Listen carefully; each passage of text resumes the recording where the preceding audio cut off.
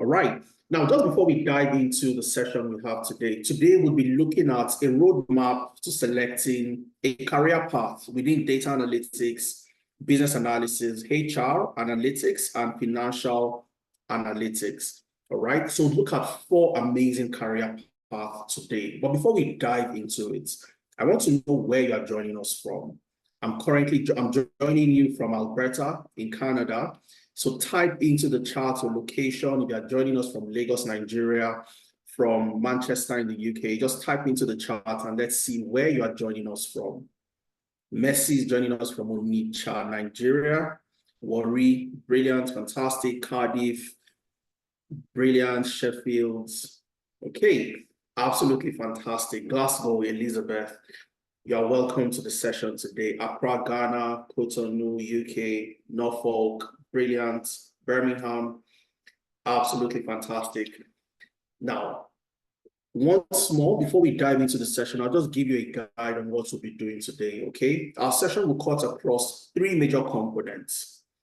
3 major components where I'll walk you through the respective career path as a data analyst, business analyst, financial analyst, and also HR analyst. For those of you that want to transition into this space, how can you get started? What does it take for you to start? What skills do you need to learn? Especially for those of you in the major economies, in the UK, Canada, and the rest, how do you tap into opportunities that are available currently within your region and get a job, essentially? That's why we're here. So if you have a friend, you have a colleague, you think they can benefit from today's session, send the link to them and invite them to join us today on this amazing ride. I'll go ahead and share my screen and I'll drive my session today using my slide. Okay, and for those that stay to the end of the session, you will receive the recording to today's masterclass, and you can always go back to it at your own convenience. All right. So before we get started, it's important we know who Analytics is and what we are all about. And for me, myself, that'll be leading the session today.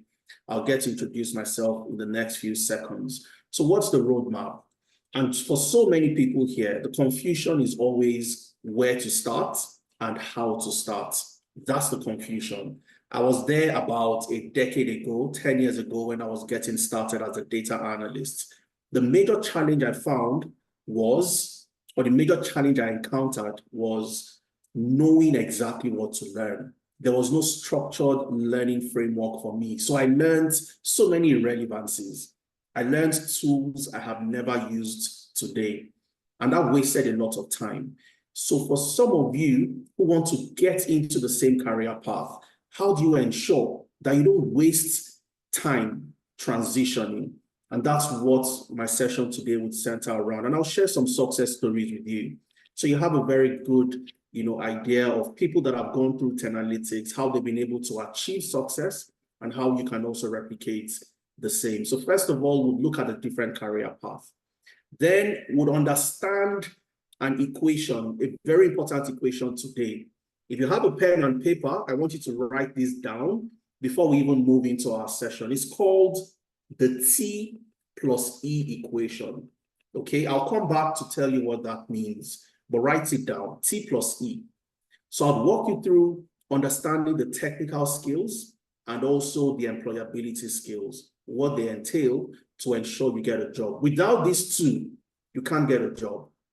All right, and I will introduce you to the upcoming cohorts we have starting on the 6th of July and how you can be a part of that cohort. Analytics is a leading educational technology company. We provide you with the best-in-class training services across different areas. So if you're looking to get started in data analytics, in data science, HR analytics, financial analytics, business analysis, cybersecurity, and so on and so forth, Analytics is the best place for you to be. Over the last 4 years, we've been able to help over 2,000 people make the jump from getting their first jobs from the classroom into the job market. So no experience, no background, but they wanted to get into the tech ecosystem. And we provided them not just with the technical skills, but also with the mentorship, the employability skills that ensured they were able to transition from the classroom to landing their very first jobs across different regions, from the UK to Canada to Africa, Nigeria, Ghana, and so on and so forth. And for me, I'll be leading the session today. My name is Adeza. I'm a technology expert. I have close to a decade years of experience in data analytics, management consulting, and so on and so forth. And just like many of you, my first degree was in industrial chemistry. I did not study anything computer. I did not study anything related to technology. I founded Analytics over 4 years ago, and I've helped over 2,000 people to transition and become different and get different roles in different capacities across different regions. I've worked as a data science consultant in the UK and in the US. I've also worked as a data analyst with one of the largest energy conglomerates in sub-Saharan Africa. And I've also worked as a data analytics consultant with FITC, owned by the Central Bank of Nigeria and the commercial banks as well.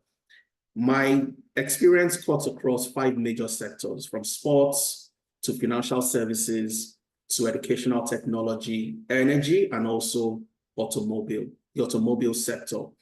I currently reside in Alberta, Canada, where I'm expecting to also help so many other Africans within this current region to transition as well, and also support organizations and companies to make sense of the data that they have. All right. Now, as we dive into the session today, I want to find out from you. I've reeled out 4 major career paths: the data analyst, the business analyst, the HR analyst, and the financial analyst. And I want to know, which of these career paths are you interested in? Okay, which of these 4 career paths are you interested in? Just type into the chat and let me get to know. Mercy says she wants to become a data analyst. Let's get more feedback from you. Annie says data analyst. Emmanuel says business analyst. HR, data, HR, BA, DA, FA, financial analyst. Fantastic, brilliant. Cynthia, Tina, absolutely phenomenal. Okay, somebody wants to be a data analyst and a HR analyst at the same time. That's very interesting. Now, what we're going to do, first of all, is to identify, are these jobs in high demand? Can I get a job when I learn the skills to become a business analyst or a HR analyst? Are the jobs there? That's number one question. And a lot of people get into career path. I've seen people make this mistake. They decide to get into a career path that will be declining in demand. Okay, yesterday I held an Instagram session where we talked about jobs across different regions and the specifics that you need to pay close attention to in order to land a job. Number one is, first of all, being in the right career path. Okay, and I'll be sharing one of the major reports that we use to validate the type of programs that we offer, because we offer 8 different career paths and 8 different training programs. Okay, but we'll talk about 4 of them today, which is a data analyst, HR, FA, and BA. But the question is, are these career paths in high demand? So what we've done over the years is to gather data from the major job boards, from Indeed to the job bank.gc.ca in Canada, to ZipRecruiter, to Total Jobs, to Glassdoor, and so on and so forth. And we try to analyze to see the jobs that would grow in demand and the jobs that have been requested by these organizations over the last few years. We also use a report called the World Economic Forum Future of Jobs Report to validate where the opportunities would be in the future, all right? And I love to show people this, and I'll walk you through what this report is all about. At the left-hand side, you have the jobs that would grow in demand, and at the right-hand side, you have the jobs that will decline in demand within the next 5 years, okay? So if you're looking to get into any career path, it is pertinent that you look for those career paths that will grow in demand.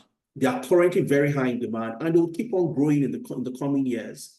You don't want to find yourself in a career path where in the next 2-3 years, you become irrelevant, okay? And I'll highlight a couple of them to you. Now, at the left-hand side, looking at the jobs that will grow, you have the job as the business intelligence analyst. A BI analyst, for example, is equivalent to a data analyst role. As a data analyst, you can apply to jobs as a business intelligence analyst. The BI analyst only focuses on certain areas within the data analytics spectrum. You focus on SQL, structured query language, SQL, if you will. You focus on Power BI and Tableau.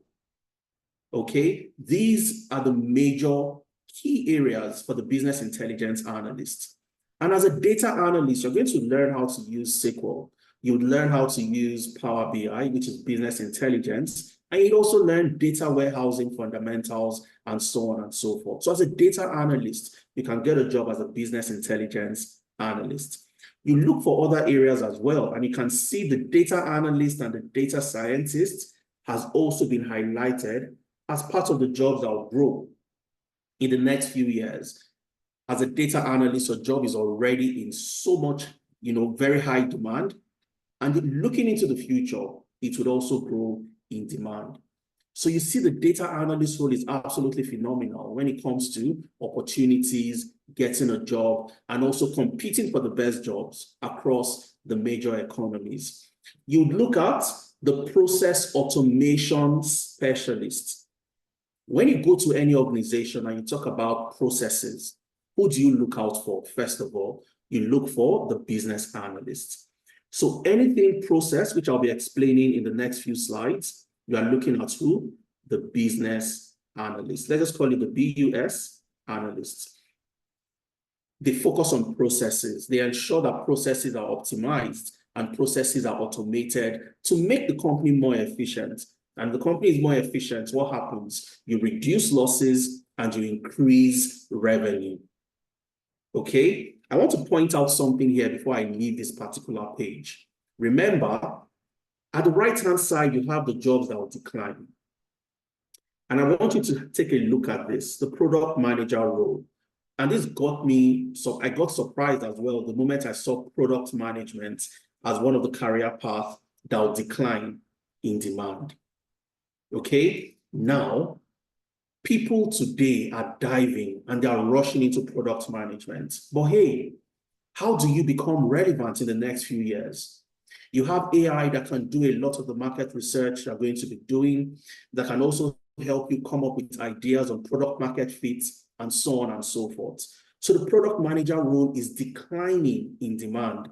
So you are getting into this career path, for example, you must have a strategy to either pivot into something else or optimize whatever you're doing. But if you don't have any strategy and you're getting into any of the career path that will decline in demand in the next few years, you might just be setting yourself up for failure.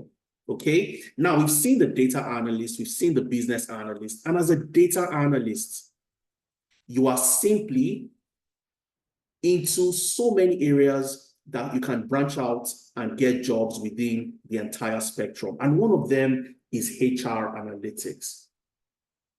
A HR analyst is simply a data analyst that focuses on people-related data or HR data, if you will.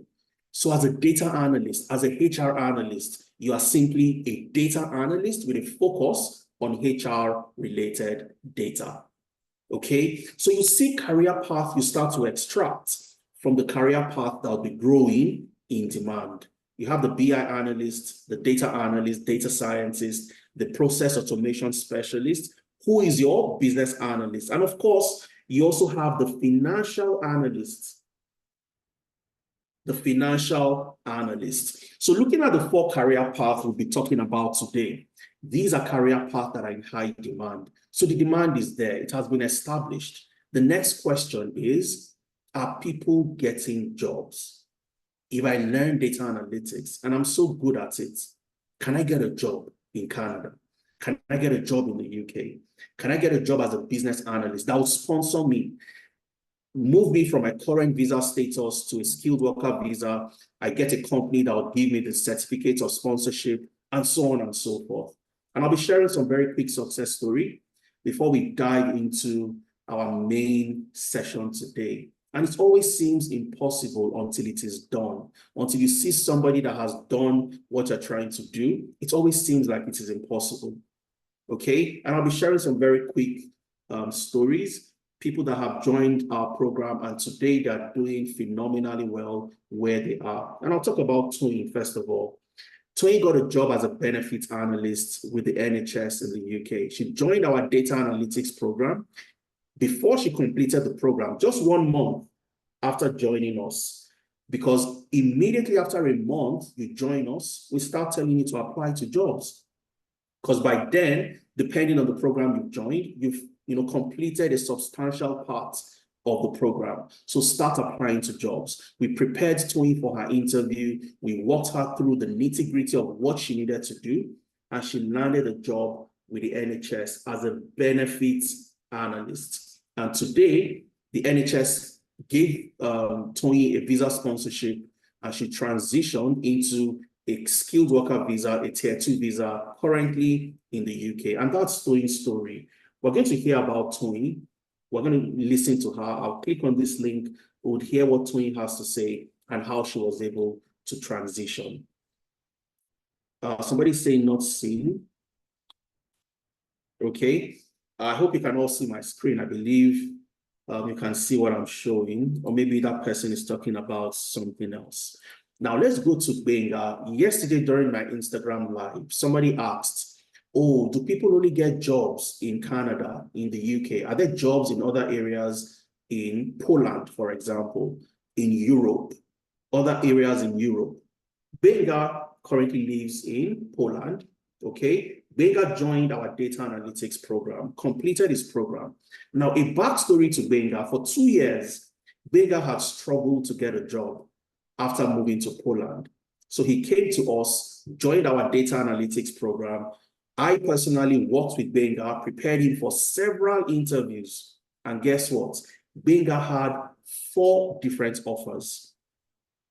He chose the offer that gave him the best, remuneration, and also the one that gave him the opportunity to work from home, even though not 100% remote, but he only needed to go to the office about 2 to 3 days in a week, and he worked from home for the rest of the days. Benga got a job as a business data analyst in Poland after completing our data analytics program. You have Tosin, who got a job as a fraud analyst in the UK after completing our data analytics program. You have Oluwadamilare, who started his new role just about a month ago as a sustainability data analyst with a company in the UK called BAM after joining our data analytics program. And this was Oluwadamilare's email to me after he secured the job. He was super excited. And he sent a message to me saying, "Hi, Adaiza. I hope this email finds you well. I'm super excited to inform you and the entire Tenalytics employability team that I've successfully landed a role as a sustainability data analyst." The organization reached out to us, they sent a reference, we provided our reference, and Oluwadamilare has resumed his role as a sustainability data analyst. Super exciting. You have somebody like Muideen. Muideen lives in Ibadan, Nigeria, and Muideen works for this company in the UK called BBX as a business development analyst after joining our data analytics program. Muideen is doing exceptionally well, lives in Ibadan, earning in pounds and spending in Naira.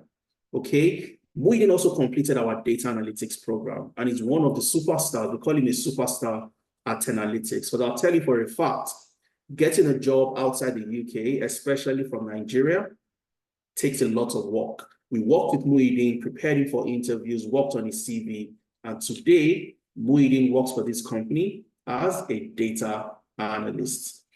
Okay, now let's go to the business analyst, and I'll go back to showcase some of the profiles. and you can hear from them yourself how they were able to do it. So you have Abigail. Abigail is currently in Canada. Abigail used to work as a care worker. Now, she joined our business analysis program. And by the time she was done, she secured a business analyst role with the government of Alberta in Canada, and currently also supervises 2 people. She has never done business analysis before, has no experience as a business analyst. She moved from Nigeria to Canada, was working in care as a carer. Today, Abigail got a job as a business analyst and moved from where she resided, from Saskatchewan to Edmonton, Alberta, where she works as a business analyst. You have Ramat. Ramat used to be a customer success professional working for British Gas in the UK. She joined our business analysis program and moved from that role to getting a job with the NHS as well as a business architect. The NHS also sponsored her visa. The job came with full visa sponsorship. And today, Ramat works as a business architect. I can go on and on and on about all the amazing professionals, but I'm going to stop at Michael. And that's because Michael's story is a bit interesting. Michael is an experienced, or was an experienced business analyst at the time he came to us. Michael was out of work for over 6 months. And you know what it means to be in the UK and be out of work, no income, nothing. So he came to us and said, hey, I've been out of work. I need to get a job. So the first thing I asked Michael was, send me your LinkedIn profile. He had none. Okay, let me see your CV. I looked at his CV and I was able to advise him, join the business analysis program and let's work with you. So Michael joined us in our business analysis program. We worked with him, he joined the classes, we reviewed his CV, worked with him to build a LinkedIn profile. You can't get a job without that. It will be extremely difficult for you to achieve that without a LinkedIn profile. So we built a LinkedIn profile for him, and 2 months after he completed his program, or less than 2 months, Michael was able to secure a job as what? A business data analyst. Why am I emphasizing on the job title, the business data analyst? When I looked at Michael's CV, as a business analyst, he had no experience or no knowledge of Excel, Power BI, and SQL. And the advice I gave him, which convinced him to join the business analysis program, was you can't be a business analyst in 2024 without the understanding of Excel, Power BI, and SQL. It's very important. That's the data analytics part of business analysis. You need to have a flair. You need to have an appreciation for data analytics, even though that would not be the major day-to-day activities for you. Okay, so he joined, and the job he got was not as a business analyst, but as a business data analyst. You have FA who got a job just 3 months after joining us, and so on and so forth. Okay, this is also Michael, where he sent the message, oh, Adeza, thank you very much. I've been able to secure the job. Thanks for your support within the past months, and I really appreciate. You have the financial analyst. You have Chika, who also secured a job after completing his master's. We worked with him, prepared him. You have Akintayo, who got a job as a CFO after joining our financial analytics program. You have Solomon, who, as an engineering graduate, no experience in financial analytics, joined our financial analytics program, and today he works as a financial analyst with an oil and gas company in Nigeria. You have Grace. Grace is also in Canada. Grace joined our financial analytics program, and she's also doing absolutely phenomenally well in Canada as a financial analyst. You have Sonia. Sonia joined us after moving from Nigeria to the UK. She wanted to get a job after her master's, and she saw very early during her master's program that I'm not going to learn the skills that will get me a job when I'm done. So I need to get the skills. So she came to us, joined our HR analytics program, and today she got a job with British American Tobacco in the UK as a HR business partner. And like I mentioned, I can go on and on and on about the amazing, amazing professionals. that have gotten the jobs. And that was why I asked the question at the beginning. Are there people that have gotten jobs? There are so many of them. You know, we have sessions from previous masterclasses where people came to speak. And I've left the link for you. So when you receive the slide at the end of the session, you can listen to somebody like Akintayo. You can listen to somebody like Muideen. I want you to listen to Karima and also Vivian. Okay, Karima recently moved to Canada. Karima got a job. Even before she moved from Nigeria, she got a job as a business analyst, even before she left Nigeria. So how can you also achieve the same? And that's why we are here today. All right. So I'm going to dive into what the roles entail. As a business analyst, as a data analyst, what would you be doing in any organization? Okay. I'm going to play the video of Toyin. I want you to listen to Toyin very quickly, and then we'll continue with the rest of our session today. All right. So sit back, relax, enjoy what Toyin has to say. Okay. I'm going to click on the link. And let's get to hear from Olua Toyin, how she got the job, what she was able to do, and the role Analytics played in her getting the job.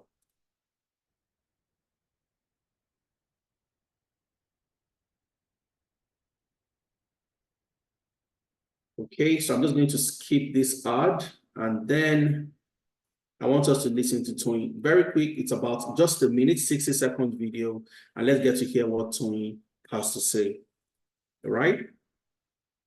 Hello everyone, my name is Toyin and I recently got a job as a benefits analyst in the UK. I've come from a medical background as a pharmacist who is interested in, breaking into tech. My first encounter with analytics was on LinkedIn. I joined one of their masterclass, just one masterclass where Efemina spoke, and it just took that masterclass to convince me. I joined in August, and a month after, I got a job. To be honest with you, every information skill that I was able to apply to get that job, I owe it to Analytics. Analytics did a great job and is still doing a great job. They groom you and nurture you from the cradle till you become confident. So my advice for you, most importantly, is join. Be integrated into a platform that empowers you and allows you to easily get that first job. Okay, so that was Olua Toyin. Absolutely phenomenal. She got a job with the NHS, which came with full visa sponsorship, and she works with the NHS today as a benefits analyst. All right. So depending on the career path you choose, and I'm going to ask you that question when I'm done explaining, what does a business analyst do? How do you become a business analyst or a data analyst, and so on and so forth? Okay. I'll be getting into that aspect to explain, and then we will dive into questions and answers before we call it a day. Now, who is a business analyst? Very good question. I'll give you the textbook definition, okay? And then I'll break it down to explain what a business analyst actually does in any organization. Now, a business analyst is anybody who goes into a company, look at the processes in that company, and improves that process. Okay? Every company has processes. Every company would have a way they do things, how they start something and how they end. So the business analyst, simply put, is that professional that goes into the company, look at the processes that they have, look for the inefficiencies, the gaps that that process has, and does what? Improve the process to make it faster, to make it more efficient. All right? So the textbook definition is simply the business analyst is a professional who analyzes an organization's process, analyzes the organization's systems and stakeholders to identify areas for improvement. Simply put, so what does this actually mean?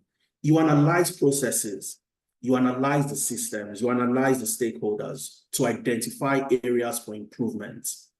But what does it mean in the real world?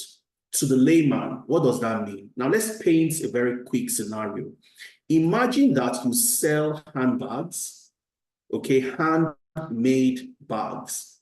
And recently, your customers have been complaining that there's a delay in the deliveries of the bags they've ordered, and also you've given them a red bag instead of a green bag. So there are mix-ups. You have mix-ups here and there because you have given a customer the wrong order when you were supposed to give them a particular order. The business analyst would go into this organization and look at the entire process. How does a customer order an item, and how is that item delivered to the customer? And the business analyst would do what? Map out the process, okay? So there's something called process mapping. The business analyst would do what? Map the process. So how does it start and how does it end? How does it start? Process, double S. Okay, how does it start and how does it end? So there's a current state. What's the current state in this business that sells bags and the customers have been complaining there's a delay in delivery and customers are also getting the wrong item? After the business analyst got into this company, sat down with the different people involved in the ordering process, the customer service, the store, the manager of the store, the manager of inventory and procurement, and so on and so forth. The business analyst found out that customers would make a phone call to order their item. After calling to order the item, what happens? Somebody would manually write down the order. Okay, so you're not a big time player. You're simply somebody who sells on Instagram and you get your customers to call, they order items, you write it down. Somebody writes down the order and goes into a notebook where you have all the items that you are selling and checks to see if that order is available. That's the next step. Now, after that, what happens? That staff would print the order details. Oh, this customer wants a red bag. The customer wants it in this particular size or this particular shade of color, and so on and so forth. And the staff would then go into the store to check if that particular bag is available and pick up the bag. After picking up the bag, what happens? The staff would do what? Prepare the shipping details, the customer's address, and would call the courier, any of the courier, maybe any of the courier companies available, call them in to come pick up the item and deliver to the customer. The courier would come, pick up the item, and drop it off with the customer. Now, before I even go further or say anything, I want you to tell me, what do you think could cause problem with this current process that the company has? Where are the gaps? What issues do you think the customers would have? Ufoma, what's the challenge? What exactly do you need? Okay, Ufoma says bad customer care. What's the problem, Ufoma? What exactly do you need? What's the challenge? You want to send a question into the chat and I'll help you with that. Okay, so what exactly is your question?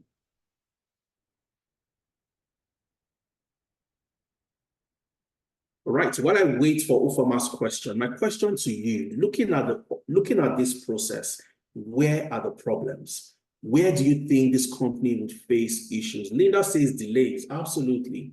Linda says what? Delays. Brilliant. I wanted to know the name of this current course. That has been posted severally, and I've also mentioned it severally. Our topic today, Ufoma, is the roadmap to selecting a career as a data analyst, business analyst, HR analyst, or financial analyst. All right? That's what we are here to discuss today. I hope I've answered your question, Ufoma. Rejoice says, cut the middleman, courier gets the order sent to the customer. Absolutely, I agree with you. Okay, somebody says, human errors, fantastic. Tonfamote, I think that's a fantastic submission. All right, manual entry, human errors, and so on. And this is where the business analyst comes in. So this entire process takes 3 days. when a customer orders and when the order is delivered to the customer. So what does the business analyst do? The business analyst ensures that this process is streamlined, the process is optimized to become more efficient, to reduce the errors, and to also ensure that we can deliver to customers faster and giving them the right order. Now, the business analyst would look at the gaps, just like you have all looked at the gaps to see where there are issues. And in looking at the gaps, what do? You sit down with the different stakeholders. So you identify the stakeholders involved. Who are the stakeholders? All right. So clearly, the person that receives the call is a stakeholder. The person that checks the item, if the item is available, is a stakeholder. The person that calls the courier and so on. Everybody involved in this process is a stakeholder. So you sit down with the stakeholders, ask them questions, and do what? Come up with your requirements. You gather your requirements. You gather what is required to make this process a lot better by asking the right questions. And the way you ask the right questions is also a process called what? Elicitation. You elicit for the right questions, asking the right questions, either by setting up a meeting, having one-on-one interviews, a focus group session, you set up a workshop. Either way, you get to ask the right questions to get what is required to solve this problem. Once you've done that, you have your business requirement document. You have something called what? A BRD, a business requirement document. You know what is required to optimize and streamline this process to make it better. You will then come up with your recommendation on what needs to be done. And it was the business case for implementing this. So as a business owner, you want to ensure you are able to do what? Meet your customer needs. You also want to ensure that you give the customer the right orders and you deliver on time. So the business analyst would come up with a solution. And I can tell you that 95% of the time, that solution that will make this process faster is what? Automation. You'd have to put some level of automation. So the business analyst would say that, look, how about customers don't call to place their orders? Let them go online. Let's create a portal. Let's create a website where people can go online and order their item. And on that portal, would also have an order management system. So if we put in that order management system that we have 500 bags of this color, the moment a customer goes to that platform, orders a bag, a green bag, that 500 would reduce by 1. So it becomes 499. So by the time the orders have reduced to the level that you know you don't have stock anymore, you can restock. So nobody needs to go in there manually to check if the bags are available and so on and so forth. So the business analyst would come up with an optimized state. And just like I've explained, rather than ordering by making phone calls, the customers would order where? Online. Rather than the staff manually writing down the order, like so, the lady rightly said, errors would be made. You could have said green and I would write red. You could have said red and I would write black. Mistakes can be made. I can even write the address wrongly and it gets delivered, to somebody else and so on and so forth. However, because I now have an online platform and I have an order management system, what happens? The order management system will receive the order and automatically updates the inventory. That same order management system would automatically generate the order details. So this customer has ordered a black bag, the customer has ordered this and that, generate the shipping details because you would have entered your address. So the shipping labels are also what? Printed out. And these items and the details are sent across to the person that will pick up the item from the store. So what the staff is getting is not to write anything down. They're getting the full order details going into the store to pick up that item and do what? The system also schedules, automates the scheduling process to notify the third-party logistics or the courier that will be doing what? Delivering that item. And eventually what happens? The courier picks it up and delivers to the customer. So a process that took 3 days because of all the manual entries, the phone calls, and so on and so forth. The business analyst has come in, look for the gaps, the inefficiencies, and recommended an order management system and an online platform to be built. And rather than 3 days, it now takes only 5 hours to achieve this. So I can sell to more customers. The customers are happy because they receive the items they've ordered and everything, revenue increases, my losses would reduce because I'm doing the right thing. All thanks to the business analyst.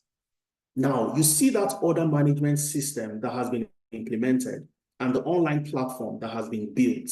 As a business analyst, it is your role to manage the project. So if we are getting software developers to help us build that particular platform, the business analyst would manage the project. And this is where the project management skill of the business analyst comes from. So you manage the project to ensure that that particular system meets the requirements that you had gathered when you met with all the stakeholders. And it also delivers what the company wants. And this is what the business analyst does. Every business has 3 major components: the people, processes, and technology. The business analyst focuses on what? Processes.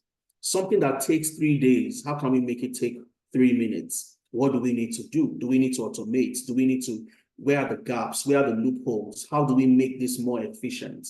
That's your focus as a business analyst. And how do you get this done? You must have certain set of what? Skills, including number 1, Excel, Power BI, and SQL. Now, the reason why we have put data analytics skills as part of the business analysis skills, like I mentioned, I talked about Olamide, who tried to get a job for very long, for over 6 months as a business analyst. He had the experience. But as a business analyst in 2024 and beyond, if you don't know how to use Excel to analyze data, you don't know how to use Power BI to visualize your data, you don't know how to interact with databases using SQL, structured query language, you would struggle to get jobs across the entire business analysis spectrum. There are jobs called the business data analyst. For you to access this type of jobs, business data analyst, you must know Excel, you must know Power BI, you must know SQL. So you start with that. Then you move into process mapping. I talked about that, okay? So this is where you sit down with the different stakeholders and understand what the process currently within that company entails from start till finish. And I'm going to use tools like Lucid Charts and tools like draw.io to map out your processes and create your process maps and diagrams. Once you move from that, you move into project initiation planning.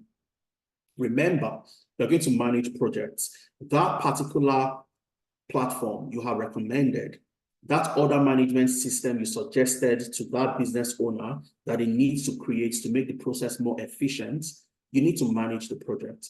Okay, so you learn project initiation planning, you learn Agile and Scrum for projects, and of course, the software development lifecycle.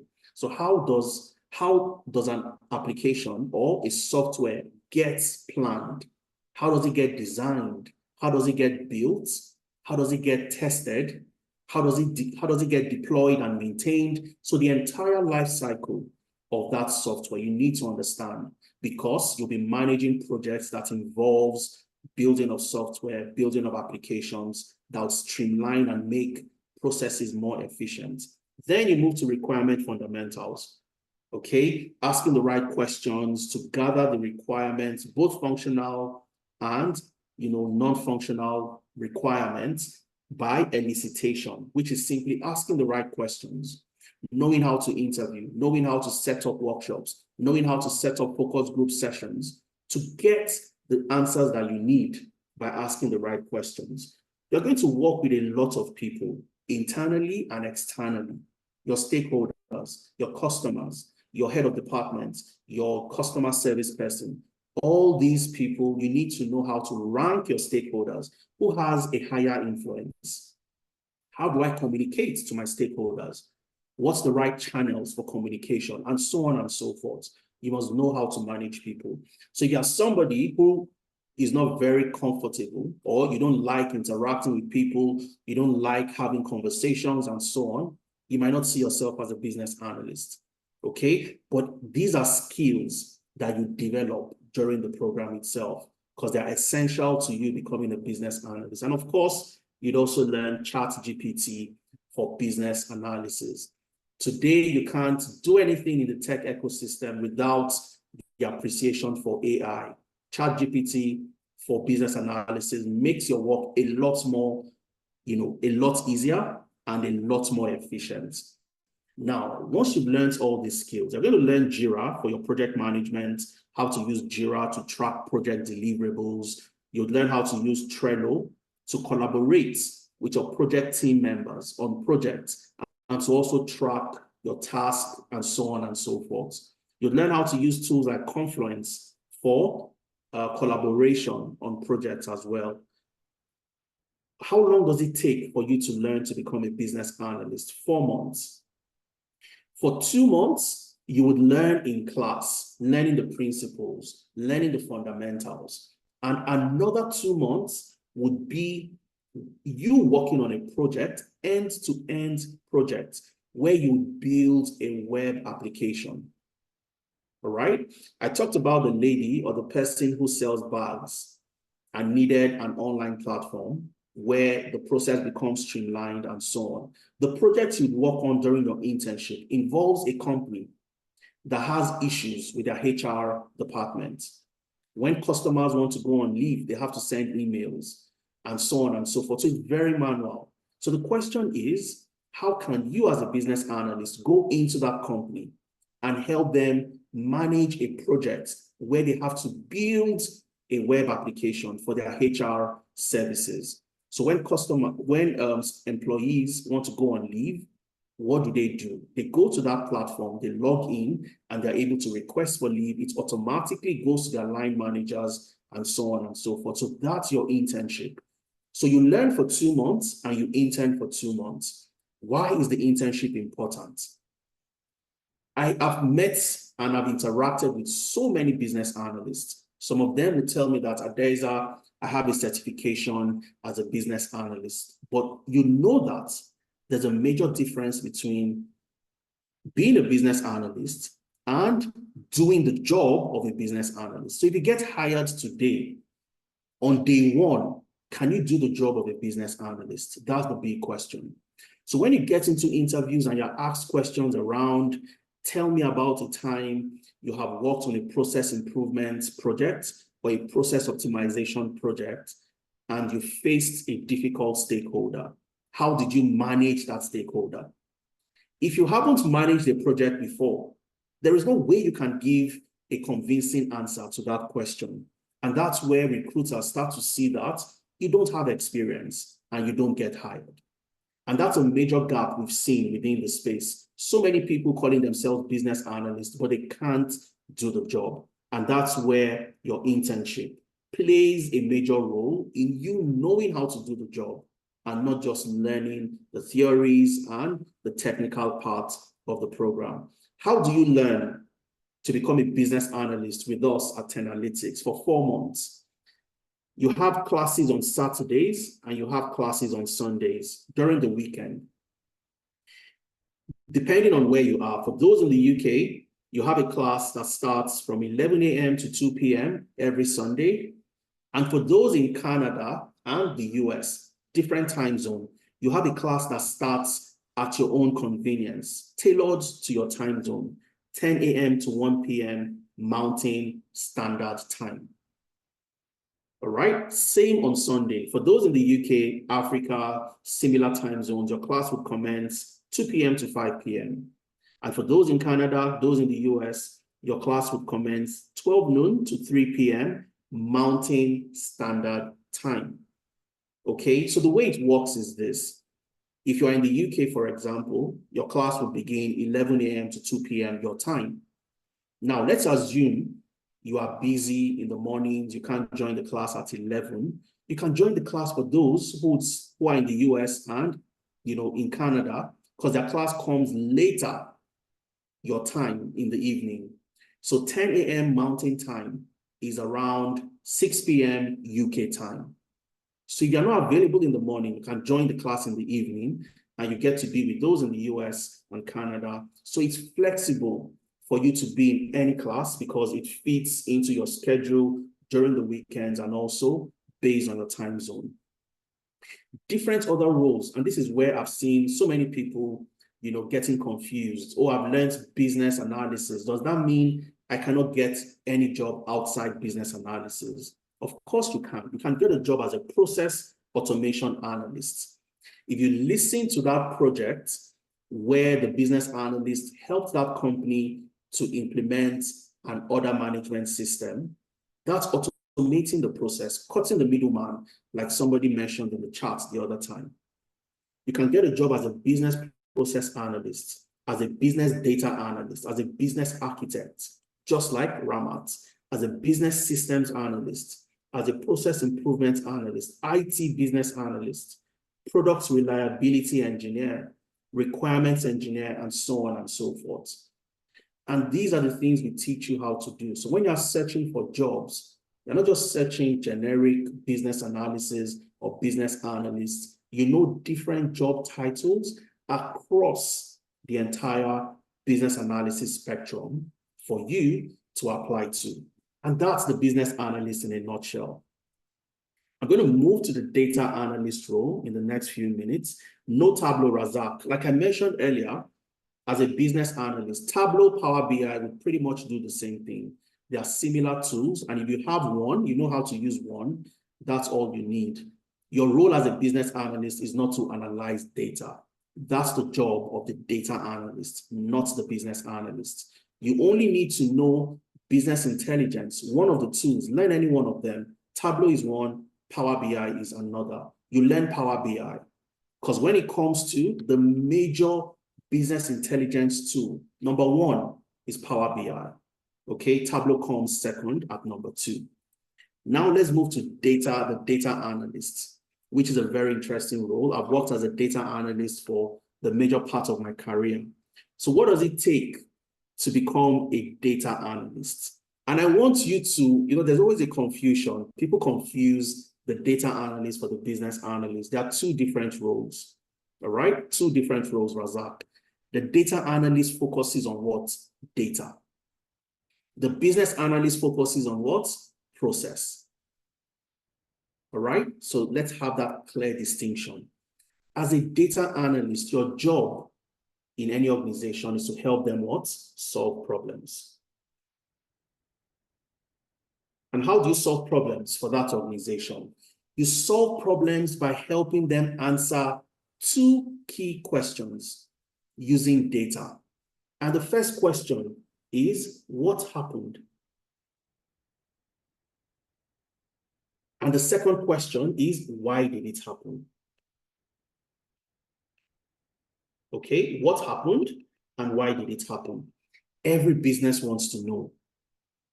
Every company, Amazon wants to know, how many customers did we get? How many new customers did we get? Netflix wants to know, how many new customers did we get last month? How many customers unsubscribed from using Netflix? That is what happened. Now, if 200 customers unsubscribed, and I'm just using an arbitrary number, compared to 100. So let's use that as a case study, okay? Let's use that as a case study very quickly. Now, Netflix, currently, they always want to acquire new customers month on month. They don't want customers to stop subscribing. I don't watch Netflix all the time, but my subscription still runs every single month. They take my money, okay? So the question is, if in January, February, March, April, May, we are still in June, so June is not yet, over. So let's assume in January, 100 customers stopped their subscription. In February, it increased to 150 customers. Please pardon my handwriting. In March, it reduced to, let's say, 120 customers. In April, it reduced again to, say, 80 customers. And then in the month of May, it increased to 250 customers. So this is Netflix. The data analyst in Netflix would want to know the company, the CEO, the head of commercial, what happened with regards to customers. And that's where the data analyst comes. So you get your customer data, you analyze the data, and you come up with something like this. This is what happened. So in January, we had 100 customers that unsubscribed. In February, it increased to 150. In March, it dropped to 120. This is what happened using data. You're not assuming. It's not based on what I think. It's not my sentiment. It is what happened. That's number one question a data analyst would answer. The second question he must answer is what? Why did it happen?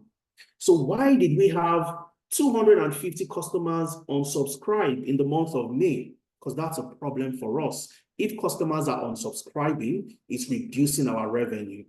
And this is where the data analyst would dive into the data to look for trends, to look for patterns. So maybe Amazon Prime just launched, a fantastic series, or maybe Amazon Prime started to do live streaming and Netflix doesn't have live streaming. So lots of customers migrated from Netflix to Amazon. It's your job as the data analyst to find out why certain things happened after you've known what happened. So those are the two key questions. And you're answering this question using what? Data. So the data analyst is simply that professional who is responsible for what? Analyzing, interpreting, and what? Getting insights, information from the data to support data-driven decisions. So before Netflix decides on what to do about their customers that are leaving, why are they leaving? All right, so you get the data, you look for trends, you look for patterns, identify why customers are leaving, and then you can take a decision to stop that. Now, on the flip side, if you have increase in customers joining Netflix, you want to know why customers are joining. Because if you have customers joining because you just recently started to show, put up shows that involves a particular type of actor, perhaps customers love that actor and they want to see more movies from that actor. So you keep on giving movies or uploading movies on Netflix that has that type of actor in them. So you increase and keep on increasing your number of customers. So this is where the data analyst comes. You answer what happened and why did it happen. And when you answer the question, what happened, you are diving into a particular type of analytics called descriptive analytics. You are describing what happened. And that's the foundation of data analytics. You must know what happened before you can find out why it happened. And when you want to find and answer the question, why did it happen? You are diving deeper to do what? Answer, look for patterns, which is called diagnostic analytics. When you go to the hospital, the doctor will check and say, oh, you have a headache, you have stomach ache. That is what is happening to you. That's what I can see. But the question is, why do you have a headache? Why do you have a stomach ache? I would need to do what? Diagnose you. I would need to test. I would need to dive deeper, okay, to test and see why do you have those particular type of symptoms, all right? That's the same thing. You know what happened by analyzing the data, and then you dive deeper to identify why what is happening is actually happening. And that's your role as a data analyst, using what? Data. And I always tell people this, data is useless until you are able to analyze that data to extract information. So a lot of organizations have data today and they don't know what to do with the data. 90% of the data we have today was generated in the last 5 to 6 years. 90% of the data we have in the world was generated in the last 5 to 6 years. So we are generating data at an exponential rate. The volume of the data is unprecedented. So organizations are looking for professionals like you, the data analyst, who can come in, manage that data, analyze the data, get insights and information from the data to help them take decisions to improve the business and so on and so forth. And let's do a very quick exercise, okay? Now, this is the data. I took a screenshot of a data set for a travel company where they want to identify where their customers would love to go to. So this travel company, they've been recording losses over the last few months. They want to come up with a travel package for customers. So they sent out a survey to customers to fill. Customers have filled that survey. Based on what they filled and what you can see, this is not the entire data, okay? It's a screenshot. I want you to tell me in the chat, where do you think customers would love to go to? Where do you think customers would love to go to? Type that into the chat. Where do you think, based on what you can see on my screen? Rose says Berlin, Glory says Berlin, Samson says Berlin, Desiree says Berlin. Okay, everybody's saying Berlin. And I'll tell you that you're all wrong. If this was a test, you'd have gotten 0%. Everybody would have failed the test because you've all said Berlin. So it's very easy to make mistakes. It's very easy for you to do what? You don't know what is happening until somebody who is that data professional, that data analyst, comes into the company, gets the data, analyzes the data, and creates something that makes it easy for you to identify what is going on in that company and creates a dashboard that looks like this. Now, let me ask that same question again. And I want you to focus on this chart over here. All right? That's the exact same data I just showed you. The data has been converted to this dashboard by a data analyst. Now, my question comes again. Where do you think customers would love to travel to? Type it into the chat. Paris, absolutely. Fumilola says Paris, Solarfen says Paris, everybody say Paris. Why? Because that data has been analyzed, it has been visualized using Power BI, and it's easy for everybody to see. And this is the role of the data analyst. The data analyst goes into the company, gets the data the company has generated, analyze that data, visualize the data in a way that makes it easy for non-technical people to understand. You don't need to be a data analyst to understand what you're looking at. I ask a simple question and everybody can provide answers to that question. That's the role of the data analyst. So if this company decides that they want to set up or come up with travel packages for their customers based on where the customers would love to go to, where would they select? Which areas do you think they would create travel packages to? Would they create travel packages to Berlin, like you all suggested earlier, or would they create travel packages to Paris? Based on what the data says, they would create travel packages to Paris. All right? And that's the role of the data analyst. And what does it take for you to become a data analyst? What do you need to learn? Number one, you must understand problem solving. As simple as it seems, or as simple as it sounds, problem solving is very important. If somebody has a headache and the person has a stomach ache and goes to the doctor, headache and stomach ache are symptoms. What's the root cause of that problem? So the data analyst must know how to do the root cause analysis to know exactly where the problem is, what the problem is, before you start solving that problem. Okay? You'd learn how to use techniques like the 5 whys, using the 5 whys to get to the root cause of the problem. You'd learn how to use the McKinsey-Macy model to break problems into multiple parts so that when you solve those multiple parts, invariably, You are solving the entire problem. You'd learn how to use techniques like the prioritization matrix. You'd learn how to create decision trees and so on and so forth, so that you know if you have the data to even solve this problem. If you don't have the data, how do you generate the data to solve the problem? All of that is done in problem solving. A lot of people, they don't take this into consideration and they just jump into Excel. No, you don't do that. Number one is problem solving. Number two is Excel. All right, and Excel is that number one, the most versatile tool you'd ever learn as a data analyst. This is where you do your analysis, you summarize your data, you create pivot tables, pivot charts, and so on and so forth.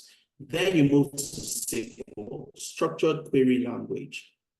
Remember, SQL is very fundamental for anybody who's ever going to work with data, because this is what would enable you to interact with databases. Organizations will have their data in a database. How do you interact with that database? You do that using SQL, structured query language. Then you learn Power BI, and then you learn Tableau. So going back to Razak, I'm sure you're happy now you've seen Tableau.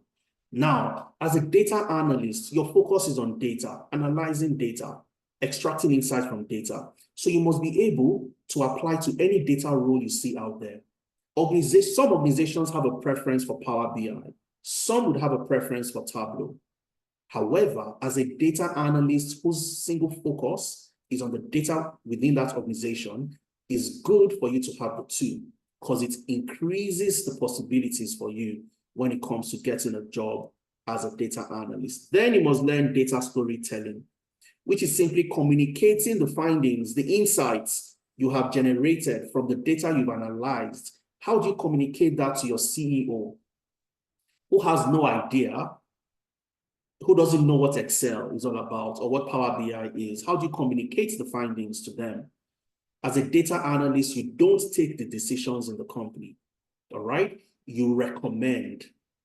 Oh, we have been losing customers because of XYZ. For us to start gaining customers back, we must implement XYZ, all right? But you must be able to tell that story in a way that is compelling, and it tells the CEO or whoever the decision maker is that this is the right way to go. And that's a skill on its own. You'd learn how to use AI for analytics, which is ChatGPT, and of course, Microsoft Fabric for analytics. And Microsoft Fabric is a recent technology, or let me call it a platform, recently implemented by Microsoft. So it has so many different analytics materials in it. You can use Power BI in Microsoft Fabric. You can use SQL in Microsoft Fabric. You can use different types of materials. I can create a database, a data lake inside Microsoft Fabric. I could be in Alberta, Canada. Somebody could be in Aberdeen, in Scotland. And we are working on the same data set I have created, the same data lake I have created, and we are solving problems. I am using Power BI. The other person is using a different tool entirely. Now, the reason why this is very important for you to learn, and the reason why we at Analytics offer this particular Microsoft Fabric, is because in the next few months, this would be the go-to platform, the hot cake, if you will. So organizations would want people that have this skill. And it also shows you, positions you as somebody who is forward-looking and who is also ready to learn. And that's what you're also going to learn as part of the data analytics curriculum. You'd learn for 4 months, 3 months in class, and then 1 month internship. Your classes are project-based. I want to emphasize this. Your classes are what? Project-based. What does project-based learning mean? It means that you learn how to use Excel to solve problems by working on projects. Not the way, if you've learned Excel, there's anybody here that has learned Excel before, you're learning Excel differently by working on projects. So what we've done is, I've worked as a data analyst for close to a decade. We've taken my experience on several projects. We've changed the name of the company. We've changed the data due to data privacy issues, and we've created case studies out of them. So you trying to transition into a data analyst role, and you are learning with us. You are working on projects I have worked on while I worked as a data analyst. And this is the way to gain experience. So when you create your portfolio, eventually, I'll show you what a portfolio looks like. I talked about it extensively yesterday during my Instagram session. A portfolio, your portfolio would warehouse all the projects you worked on. So anybody who sees your portfolio can go in there and see that, wow, you have experience working on end-to-end projects. And that shows the depth of your skills. So nobody cares about how you got your experience, but they care to know if you have the skills and experience for you to get the job. Very, very important.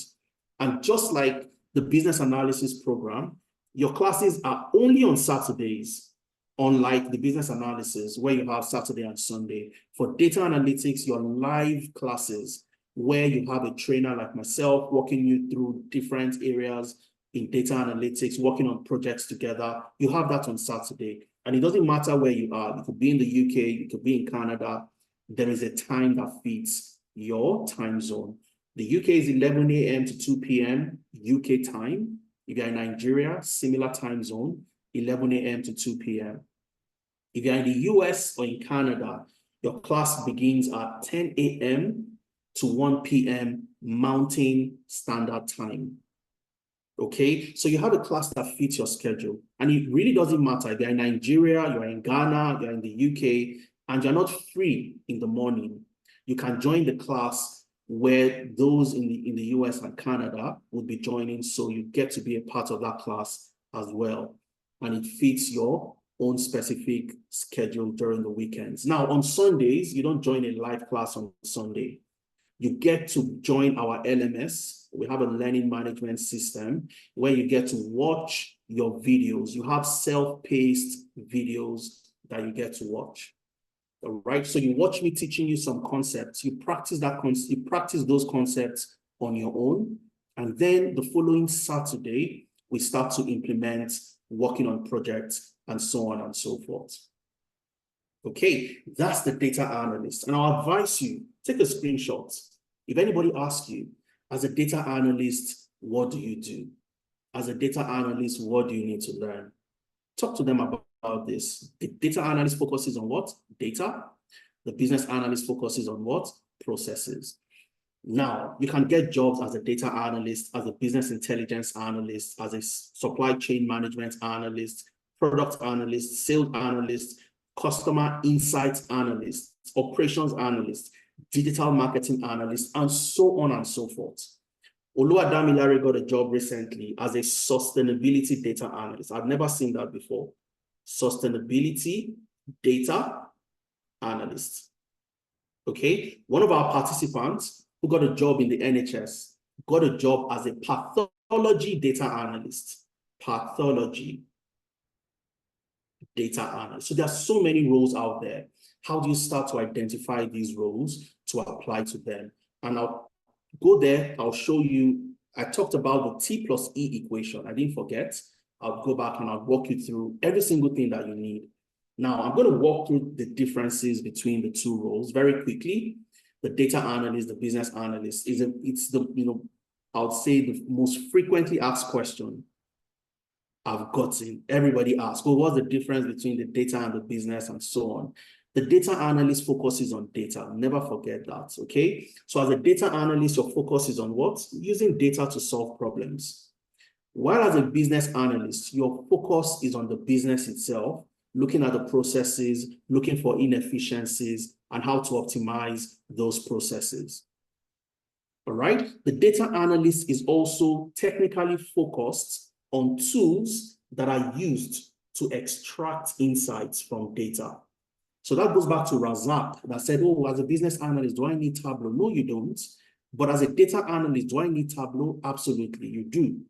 Because you're going to use Excel, you're going to use Power BI, Tableau, SQL to extract insights from data. The business analyst, on the other hand, does not focus on extracting insights, okay? But you work hand in hand with the data analyst on certain projects and so on and so forth, okay? The data analyst would work on cleaning data, preparing data for analysis. The business analyst would work with the stakeholders to do what? Gather requirements, build business requirement documents to help solve problems for that company.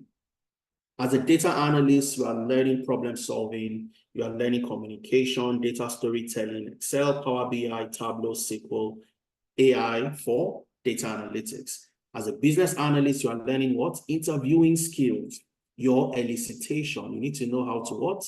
Get the answers that you need. So you're going to learn interviewing skills. You're going to learn communication, very important. Okay. You're going to learn people skills. You have to be a people's person, people person. You have to know how to interact with people, manage people, communicate, and so on and so forth. You'd learn Jira for tracking project deliverables. You'd learn draw.io for your what? Process mapping. Okay, process mapping. You'd learn Confluence for collaboration on projects. Okay, then you'd learn Excel, Power BI, and SQL. And of course, AI for business analysis. So the set of tools and skills you would learn are also a little bit different from the two. So before your question comes, oh, as a data analyst, can I get a job as a business analyst? You have to get the skills of a business analyst. You have to know how to use Jira.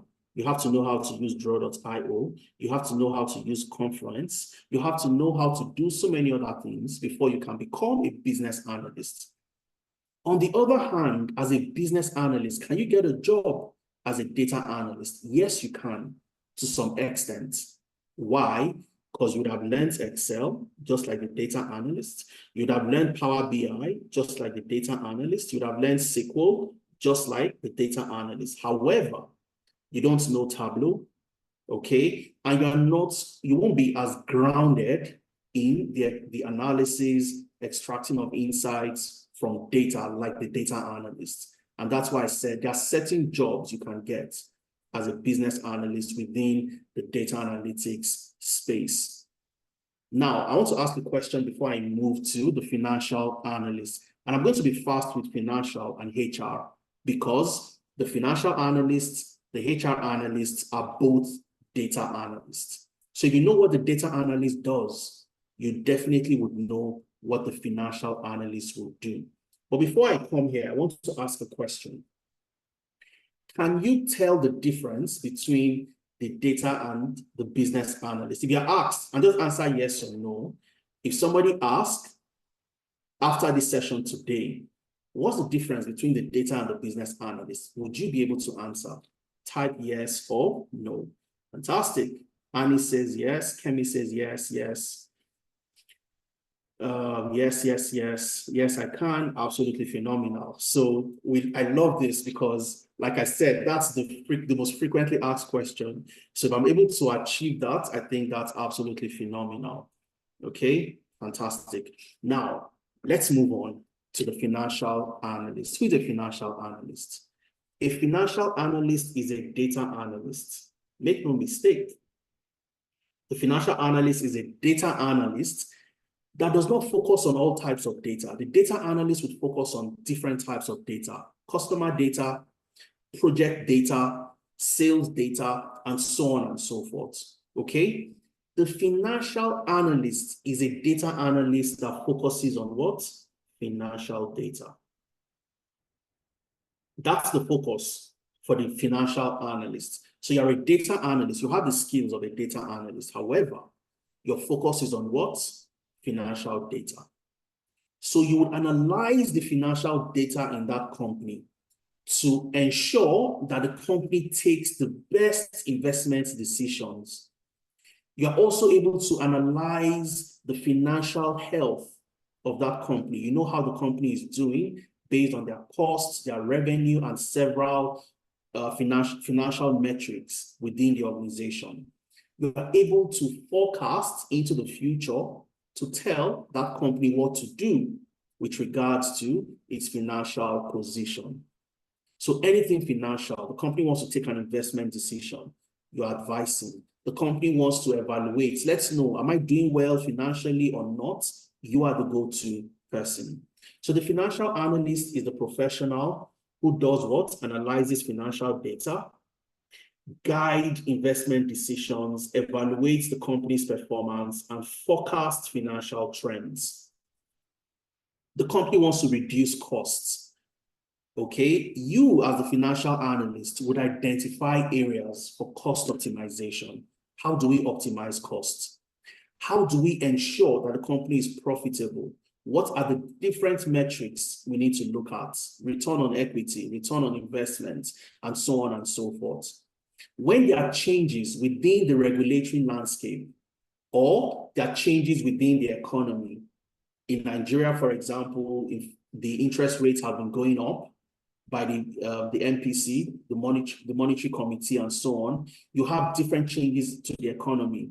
Okay, when the US government says they're going to cut interest rates and the rest, how does this impact the company? So you'll be carrying out sensitivity and scenario analysis. What happens, or what's the impact on us as a business, or the impact on our industry when these changes come into play? And those are the type of analysis you'll be doing as a financial analyst. All right, so you're simply a data analyst who analyzes what? Financial data. Very important and very simple. Okay, but what do you need to become a financial analyst? You need the same skills as the data analysts. Okay, so from number 1 to number 4, problem solving, Excel, Power BI, SQL, and then you learn accounting fundamentals.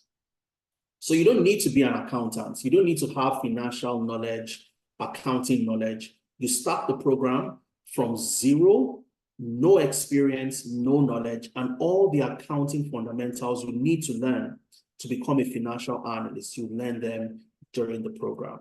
Okay? You learn financial analysis, the different ratios we need to look at to measure and see if the company is doing well, and so on and so forth. You'd learn how to build financial models for new companies from scratch. What's the best case scenario if we start up this business or we invest in this business? What's the worst case scenario? What's the base case scenario? Okay, so you'd learn how to build financial models, you'd learn valuation, how to value businesses based on different factors and different categories, asset classes, and so on and so forth. You'd learn sensitivity and scenario analysis. And finally, AI for financial analytics, which is ChatGPT.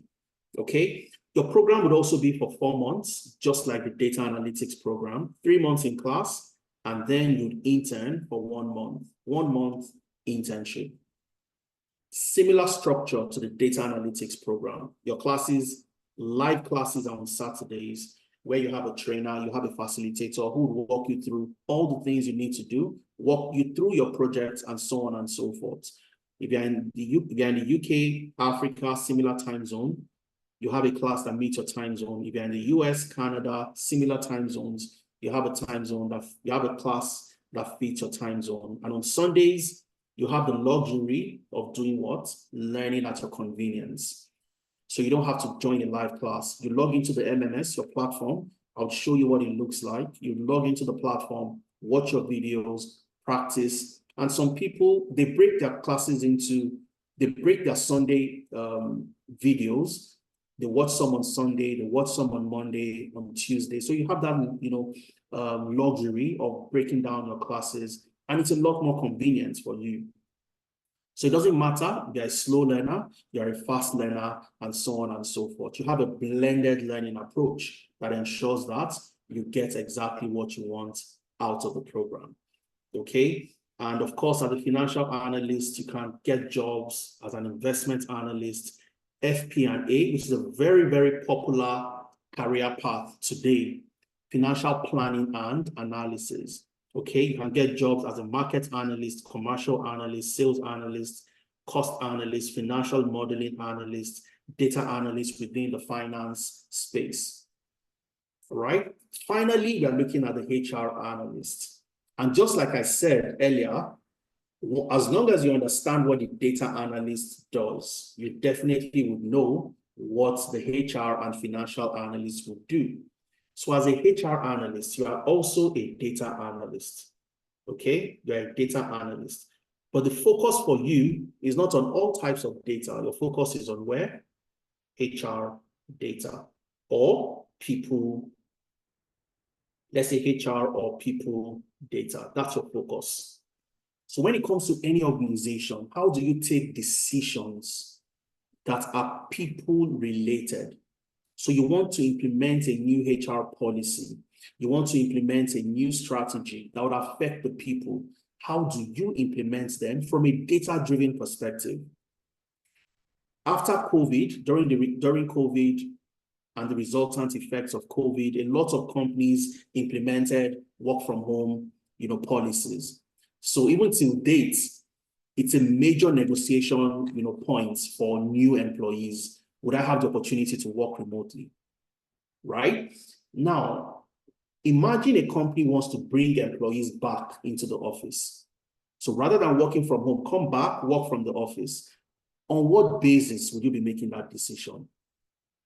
Wouldn't it be better for you to get the data that relates to productivity? For example, how many projects have people who are working from home completed compared to the number of projects people who work from the office completed? If you can do those type of comparisons, you can check the productivity of work from home employees and people that work from the office. It becomes easier for you to make an informed decision that would impact the people within that organization. So HR analysis or HR analytics is simply you being on a particular role where you analyze people data and you use your insights to drive HR policies and strategies within the organization. So just like I mentioned, you are simply a data analyst, but this time around, your focus is on what? People data, not on all types of data. So you're an expert when it comes to analyzing people data. For example, everybody wants to know when people are leaving the company, what are the factors that led to those people leaving? If you know the factors, you can predict the attrition within the organization and so on and so forth. You want to be able to analyze what parts of the training budget drives business results. So when we send employees for training, what's the return on investment? Which particular training gave us the highest return on investment? You also want to know where is your best talent sourcing pipeline. You hire people from adverts on your website, you hire people from LinkedIn, you hire people from HR consultants. Which of these employees across these 3 different channels perform the best and stay the longest? If you can get that data, analyze the data, it becomes a lot easier for you to make informed decisions. And this is where the HR analyst comes in. So your first job is gathering data. When you do that employee engagement survey, you do that pulse survey in your organization, what do you do with the data? When people are leaving or resigning, you do your exit interviews, okay? What do you do with the data? Rather than having exit interviews, can we have stay interviews? And the only way you can have stay interviews is when you know the reason why employees are leaving, you know the factors that are leading to employee attrition. It's easier for you to have interviews or have meetings with employees and address those issues so that they can stay longer rather than having only exit interviews. And that's the job of the HR analyst. You don't need to have any experience. You don't need to have any knowledge. Every single thing you need to become a HR analyst, you learn them in class. Number one, you must have your data analytics skills, number 1 to 4. These are your what? Your data analytics skills. So you learn problem solving, Excel, Power BI, and SQL. Then you understand the HR analytics and performance evaluation. How do you analyze the performance of the organization based, from a people perspective? How do you determine the type of metrics that leads to increased productivity, increased performance, and so on? Those KPIs you need to track. Absenteeism, how does it impact productivity? okay, your talent sourcing, your HR, your attrition, and so on and so forth. All right. You learn how to build dashboards to tell what exactly is going on in the company using tools like Power BI. You'd also use Power BI to do what? Collaborate and automate your reports. So you have those reports you have to present every month. How do you present those reports? Ensuring that it is automated. You don't have to build from scratch every single time. Okay? You learn how to build your case and create action. You learn AI for HR analytics. And just like the data, just like the financial analytics, is also for 4 months, 3 months in class, 1 month internship. And your class structure is the same. You have your live classes on Saturdays, and you have your self-paced classes on Sundays. And that's the HR analytics professional. What type of jobs can you get as a HR analytics professional? You can get a job as a HR data analyst. You can get a job as a people analyst, people operations analyst, HR business analyst, talent acquisition, total rewards analyst, benefits analyst, just like Tosin. Tosin got a job as a benefits analyst, workforce analyst, and so on and so forth. Okay, so these are the different career paths, the 4 career paths I set out to explain to you today. And I'll go back to the first question I asked, and I want to hear from you. Don't worry, we're going to have a Q&A where I'll take all the questions that you have. Okay, somebody's saying, what's the difference between HR? They're pretty much the same. HRIS means HR information system. So you have so many HR information systems. They're your HR management tools. Okay. So a HRIS analyst is that person that can get data from those different applications, like your Bamboo HR, your Seamless HR, your Jazz HR, your Workday, and so on and so forth. Okay. You get data from those systems, analyze those data to give recommendations, just like I've explained. Now, going back to my first question, which of these career paths are you interested in? We started out with this, right? Now I've explained all the career paths. Type into the chat, which of these career paths are you interested in? Let me hear from you. Type into the chat. Data, data, data. Okay, let's see more feedback. Desiree says HR, analytics.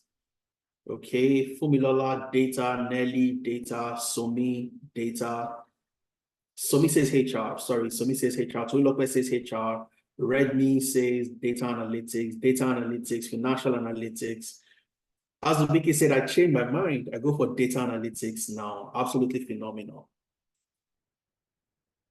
Very important, you know exactly what you're getting into, okay? So for all the programs we offer, they all come with a free internship.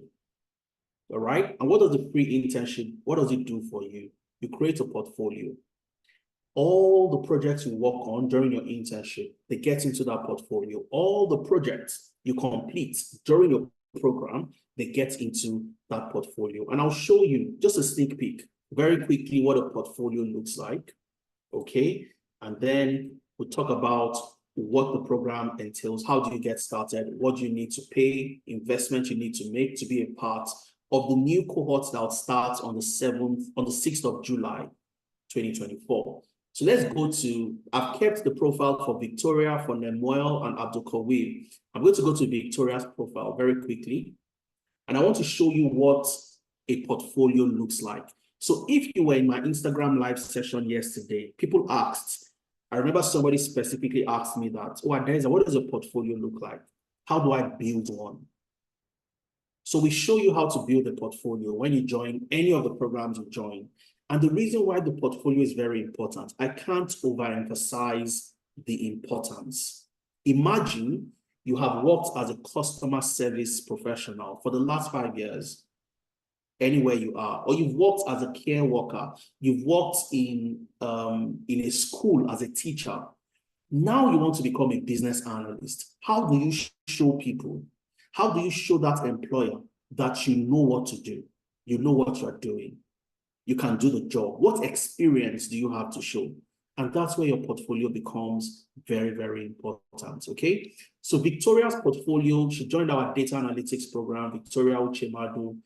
Now, one of the projects she worked on, let me be sure you can see what I'm showing. Yes. So Deep Care Hospital ER visits, okay? So this is a project for a hospital looking at the emergency room, okay? Now, if we scroll down and click on this, let me open in a new tab. So you can see what Victoria built using Tableau, okay? Now, she built this report, warehoused it on her portfolio. The link to her portfolio would always be on the CV. So any hiring manager, any recruitment consultant, potential employer can see what she's done. And it is interactive, all right? Take, for example, so this is ER hospital analysis, Victoria Uchemadu, the emergency room visits dashboard, built using what? Tableau. Now, you have the quarters, okay? Q1, Q2, Q3, Q4. I don't want to see for the entire data, all right? I want to see just for Q1 and Q2. I can deselect everything here, all right? I'll select Q1 and I select. So when I select Q1, you can see it gets populated. I select Q2 as well. It gets updated. It is interactive. There is nobody on earth that would see this and doubt Victoria's competence when it comes to the use of Tableau. And this is how you start to bridge the gap. So for a lot of people that cannot get jobs, the first thing I ask you, share your portfolio link with me. Let me see what you've done. And most of the time, they don't have a portfolio, okay? So this is just one of the projects. There's so many other projects, aviation industry, Redux airline flight analysis using Excel, Express Tech food delivery, which is a supply chain logistic project, okay? You have Nestle product analytics using Power BI, Zenith Electronics using SQL, and so on and so forth. So everybody gets to build a portfolio like this. And this is where all your projects will be warehoused. And this takes me to the importance of the T and E equation. What separates you from the competition? All right? We call it the T and E, which is simply your what? Technical skill plus employability skill. This is what gets you the job offer. Make no mistake, you can't do it with one. You can't be the best in Excel and get the job. No, you must have your employability skills. You must be able to show and position yourself for that job. You must know how to sell yourself during interviews. Most people would have 50% technical. You need 50% employability. Most people have technical, but they don't have employability, or vice versa. Is one of the two. But you need the T and you need the E to get the job. What does the E entail? I'll walk you through in the next 5 minutes, okay, what the E entails. Because I dare say this is even just as important, if not more important than the technical. What does the employability skill contain? What do you need to have? And this is where Tenalytics has been the most successful. We've been able to crack the code to know exactly what employers are looking for. What do you need to do to ensure that you get invited for an interview? So number one, we do what? We work on your CV, okay? Because this is your representation in paper format. Your CV would get you into the room, the interviewing room. Do you know how to tailor your CV to job requirements? Do you know how to do a job matching? Are you that person that uses one CV to apply to 100 jobs? Are you that person that does easy apply on LinkedIn or easy apply on read.co.uk? Is that you? If that's you, you're not going to get opportunities in the shortest time possible. So we work with you to review your CV. First of all, we look at, where you have gaps. Do you even have a CV at all? If you don't, we show you how to build one. And most importantly, show you how to do what? Tailor your CV. Just the same way you are looking for jobs, employers are also looking for you. So if you don't have the keywords from that job they have advertised, if you don't have the keywords on your CV won't be picked. So how do you tailor your CV to job requirements? We're going to work with you, show you how to do this. Your LinkedIn optimization, all right? Show you how to optimize your LinkedIn profile. If you don't have a LinkedIn profile, we help you create one and also help you optimize, okay? We also have Upwork optimization, which is where you can apply to jobs, apply to projects, work as a freelancer on different projects. If you don't have an Upwork profile, we'll help you create one. If you have one already, we help you optimize. Navigating the job market. This is one of the most important sessions you never want to miss. Navigating the job market simply has to do with how to apply, where to apply to jobs. Practically, would be in sessions where I'll show you, we'd go to different websites. Last week, for example, the focus was on the UK job market. So many changes have happened in the UK over the last few months, all right? From dependents not being able to bring in, from care workers not able to bring in their dependents to the average salary for different skilled worker visas getting reduced. The points needed to get a skilled worker visa. Before, you had the average salary of about 27,000 thereabouts, okay? But now it's over 30,000, 38,700 or so. So significantly increased. Where are the sponsored jobs? Where are the jobs that can offer you a COS? And getting those opportunities have a lot to do with how you search for them or knowing where to search. All right? So strategies on identifying those companies that can even give you the COS, even though the job advert does not have anything, they have not indicated that it comes with sponsorship. How do you apply to that job? And then you request for, a COS. Those are the things we show you how to do during navigating the job market. Now you have gotten opportunities to interview. What do you say during the interview? How do you say it? How do you answer questions? How do you introduce yourself? Okay. And there is something we call the seat approach for introducing yourself, where you talk about your skills, you talk about your experience, okay, you talk about your achievements, and then you talk about your traits or type of person. All right. So you don't just go and introduce yourself. This is a question that always gets asked in different ways. Can we get to know you? Can you tell me about yourself? Can we get to meet you? And people fumble when they're asked this question. So how do you answer the question in a way that you clearly take charge of that interview?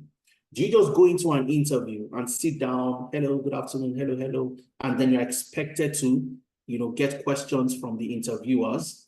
What about small talk? And these are the things recruiters are looking for. They look out for this. They want to see the confidence you have. How confident are you? So when you get into that room, you want to start with small talk. You want to talk about the weather. You want to talk about certain things that would break the ice before the question starts coming in. And that speaks to your confidence. Do you know how to answer competency-based questions? The question I asked earlier, tell me about a time you've been involved in a process optimization project where you had a difficult stakeholder, and how did you manage that difficult stakeholder? You need to answer questions like that using the STAR technique. You talk about the situation, you talk about the task involved, you talk about the actions that you took, and then you talk about the results that you got using the STAR technique. And in any interview, every competency-based question that sounds like, tell me about this, how did you do it, and so on, they carry the highest marks because that's the way they assess your skills and your experience. So if you haven't done it before, you'll fumble. If you have, and you don't know how to communicate it, you also fumble. And that's where your interview preparation becomes very important. So the moment you have an invite for any interview, We work with you, we look at the requirements, we prepare you with the questions, we simulate an interview experience, we ask you questions and give you feedback on what you need to do. And that's where the opportunity starts getting closer. And that's what has made us so successful in helping people to land jobs within the tech ecosystem. All right. Of course, once you've gotten the opportunities, organizations want you to provide references. And this is why every Tenalytics participant, you don't position yourself as a trainee. On your LinkedIn profile, you would have something like contractor. Okay, depending on the program you've joined. If you're a data analyst, you're a data analyst contractor with Tenalytics. You are you're a business analyst contractor, and so on and so forth. So you don't position yourself as somebody who is just learning. Nobody would hire you if you've just learned over the last few months. The assumption is you've been learning at their own expense. Okay, so you want to position yourself as somebody that can do the job. Because guess what? You've completed your training, you've joined an internship, you've completed the internship. Your training was project-based. Your internship was project-based. The same skills it will take to do the job, you already know how to do it. So you position yourself. And I'll show you, we'll go to LinkedIn and I'll show you how you need to get this done. And this is where recruiters would ask, okay, let's have, give me 3 references before they, confirm your job at that particular organization. Tenalytics is always there for you to reach out for those organizations to request for references. And then you get that from us. And that solidifies the job offer you've received. And we also have the weekly mentorship that happens every Thursday, where you get to see me every Thursdays, the co-founder, Efemena, and we walk you through so many different aspects. On the job support, you've gotten the job, but now it's a bit difficult. You are on a project. And I'll give a typical example. A gentleman joined our data analytics program, got a job with Cognizant in the UK, a data consulting company. The first week he resumed, he got drafted into a data migration project. Now, he had not done data migration before. So he got confused, he was a bit worried. And all he needed to do was to reach out to me. Okay, he reached out to us. I worked with him, told him what to do. Your first meeting, these are the set of questions you need to ask. And these are the reasons why you're asking the question. Once you have your project initiation meeting, you've asked all these questions, then these are the next set of things you need to do. And we walked him through. And that's what on-the-job support simply means. Our role, the reason why we exist, is so you get that job and you keep the job. All right. And finally, our promise to you, which we started implementing this year, 2024, is a guaranteed interview, a minimum of 1 month after you're done with the program. A guaranteed job interview, a minimum of a month. Typically, you get an interview before you are even done, because you start applying to jobs before you are done, during the training program itself. And these are the set of skills that positions you for the job in terms of employability. If you have all the technical skills in the world, you can't do well during an interview, don't expect to get that job. And it's all tailored to you, preparing you for the job. And that's the focus for us at Tenalytics. Okay. Within the next 2 minutes, I'm going to walk you through the platform.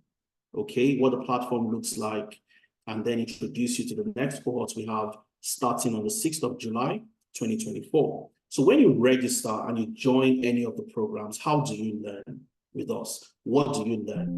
What does the platform looks like? Adeza has talked about the LMS. We've talked about so many things. What does the LMS look like? Okay. So once you register, you get onboarded into our platform. Okay. So you would have a dashboard depending on the program you've joined. So let's assume you've joined the data analytics. Okay. So you have your own dashboard.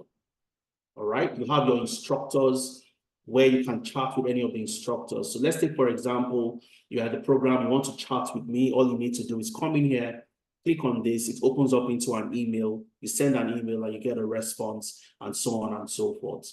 Now let's see the data analytics program. And this is the LMS, the Tenalytics LMS. This is used for your Sunday classes where you don't join a live class. So on Sundays, what you're doing is coming to this platform and watching your videos.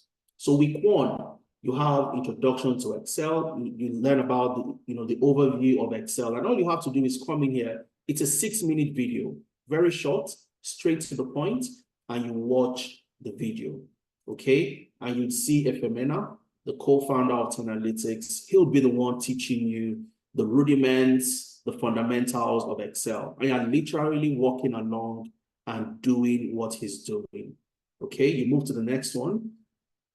Introduction to Excel. You watch the video. Absolutely phenomenal. You're simply understanding what is a row, what is a column, what is a cell.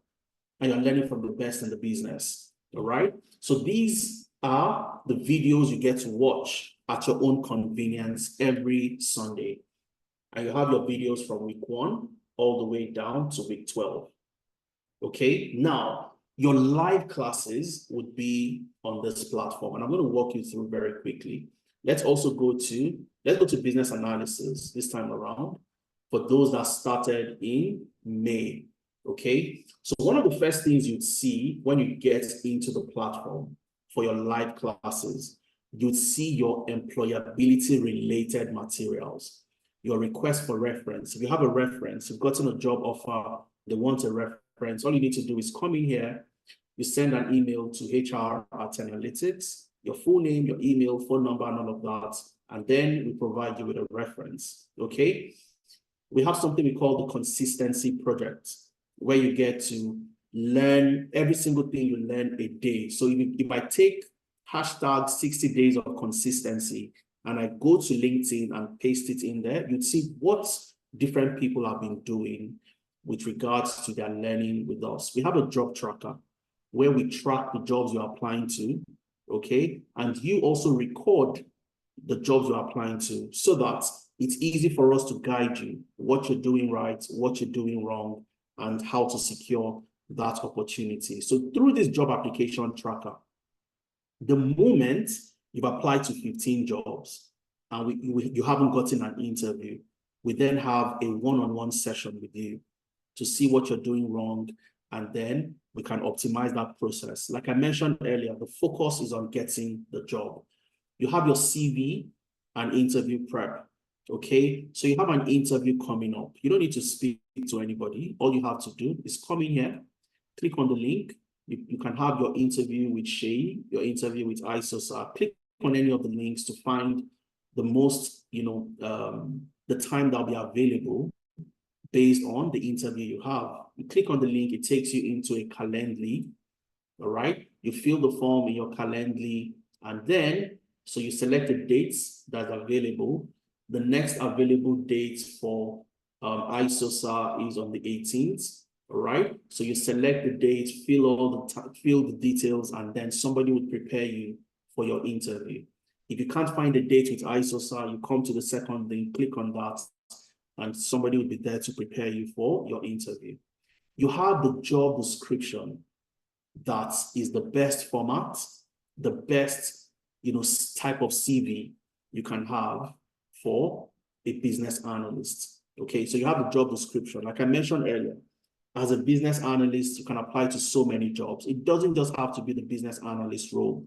So when you're tailoring your LinkedIn profile, how do you title and describe? What do you put on your summary, in your summary on LinkedIn that has the right keywords, okay? And the different job titles you need to consider, you have them here as well. The moment you are done with your LinkedIn optimization, you have a CV, the best CV format that would get you the job. All you have to do is tailor this CV to the specific job requirements, which would have been taught, and so on and so forth, okay? So you have your job sites, the links to apply to jobs, creating your portfolio. So the portfolio I showed you earlier, you have 4 videos to watch, and from those 4 videos, you get to create your portfolio. And you can see the mentorship sessions, the BA classes. But I want to show you when we say project-based classes, what does it mean? All right, what do we mean by project-based classes? So let's go to the very beginning of this class. So you have your welcome, kits, which has all the things you need to be in class. You have your installation videos, how to download and install all the tools you've been needing. You also have an onboarding session where we get to onboard you into this platform, into the LMS, and so on and so forth. And finally, you get to start with your very first class. Now, like I mentioned earlier, all your classes are project-based. You're working on one project or the other. Okay, so let's go to this class. All right, the very first Excel. So you have your Excel case study. Okay, and here you're working for a company called EonNet.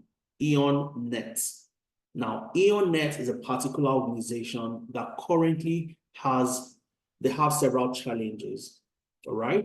Now, what they want is for you as a business analyst to help them utilize key performance indicators such as revenue growth, customer acquisition, cost enrollment rates, customer satisfaction scores, and so on and so forth to help them make their business better. So you're not using Excel to just do the conventional things you are used to doing. You use Excel to solve a problem for a real company that exists. And this is it. The name has just been changed. The data has been changed. But these are the type of projects you're going to work on. All right. So you have your second Excel class. You have a case study that is also different.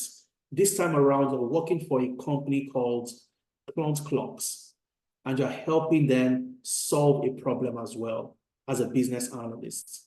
Okay. You want to help them enhance their efficiency. You want to help them extract insights to help them understand their current operations and how they can use Excel to help them get better. And these are projects you're going to work on, and so on and so forth. One other thing we've also put in place, like I showed you earlier, for the business analyst, communication is very, very important. And for you to start learning, for those of you that have stage fright, you have your case study presentations.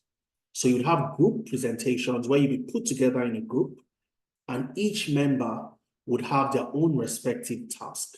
And then you come to do a presentation, right? And the beauty about all these live classes, your Excel live class, your Power BI live class, they are all recorded, just like our session today is recorded. So you miss a class on Saturday, or you miss a class on Sunday, or you miss your case study presentation, all you have to do is go to the recording, click on the link to the recording, and you have access to everything that was done on that particular day. Okay, so let's see what they've done for this particular, these are people presenting what they've done and showing the analysis. I'm just going to play this for maybe 30 seconds so we can hear what Agbala Jobi Taiwo is presenting based on the case study they've just completed. So you get to listen in and hear some of the things that you learn to do as a business analyst. Okay, so let's hear from Taiwo. Listen carefully. I'll just play this for 30 seconds because of time. All right. 19,000.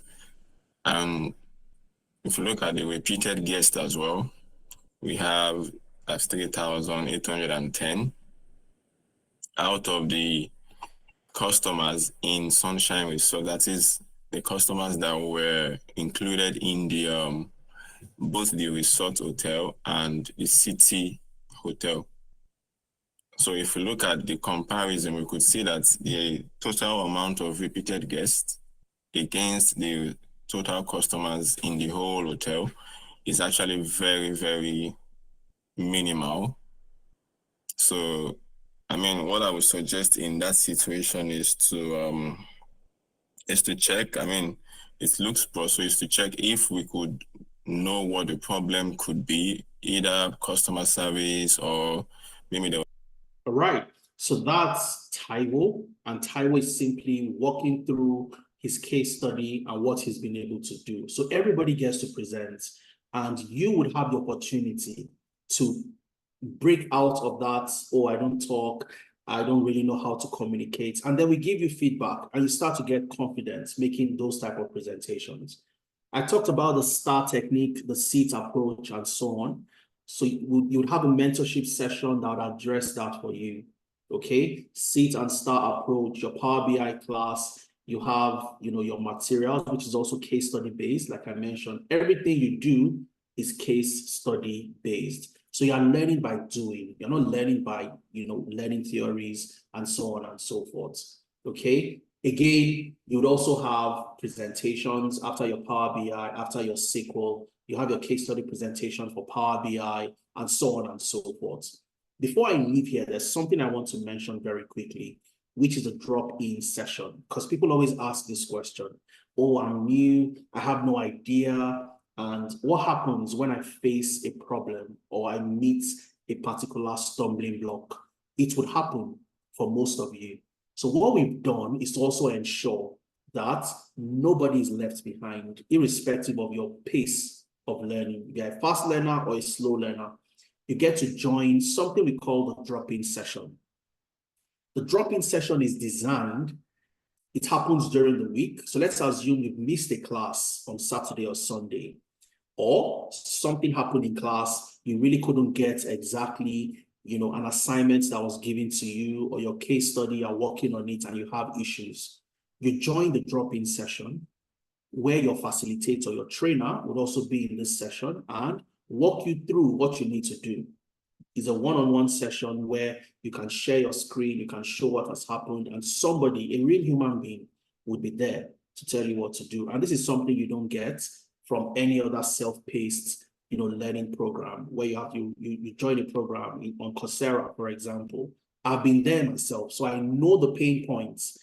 I've had a problem. It took me 2 weeks to solve the problem, and it was a very minimal problem. But the fact that you can't speak to somebody, it makes it difficult. And we've been able to take out those type of issues using the drop-in session and also using your WhatsApp group.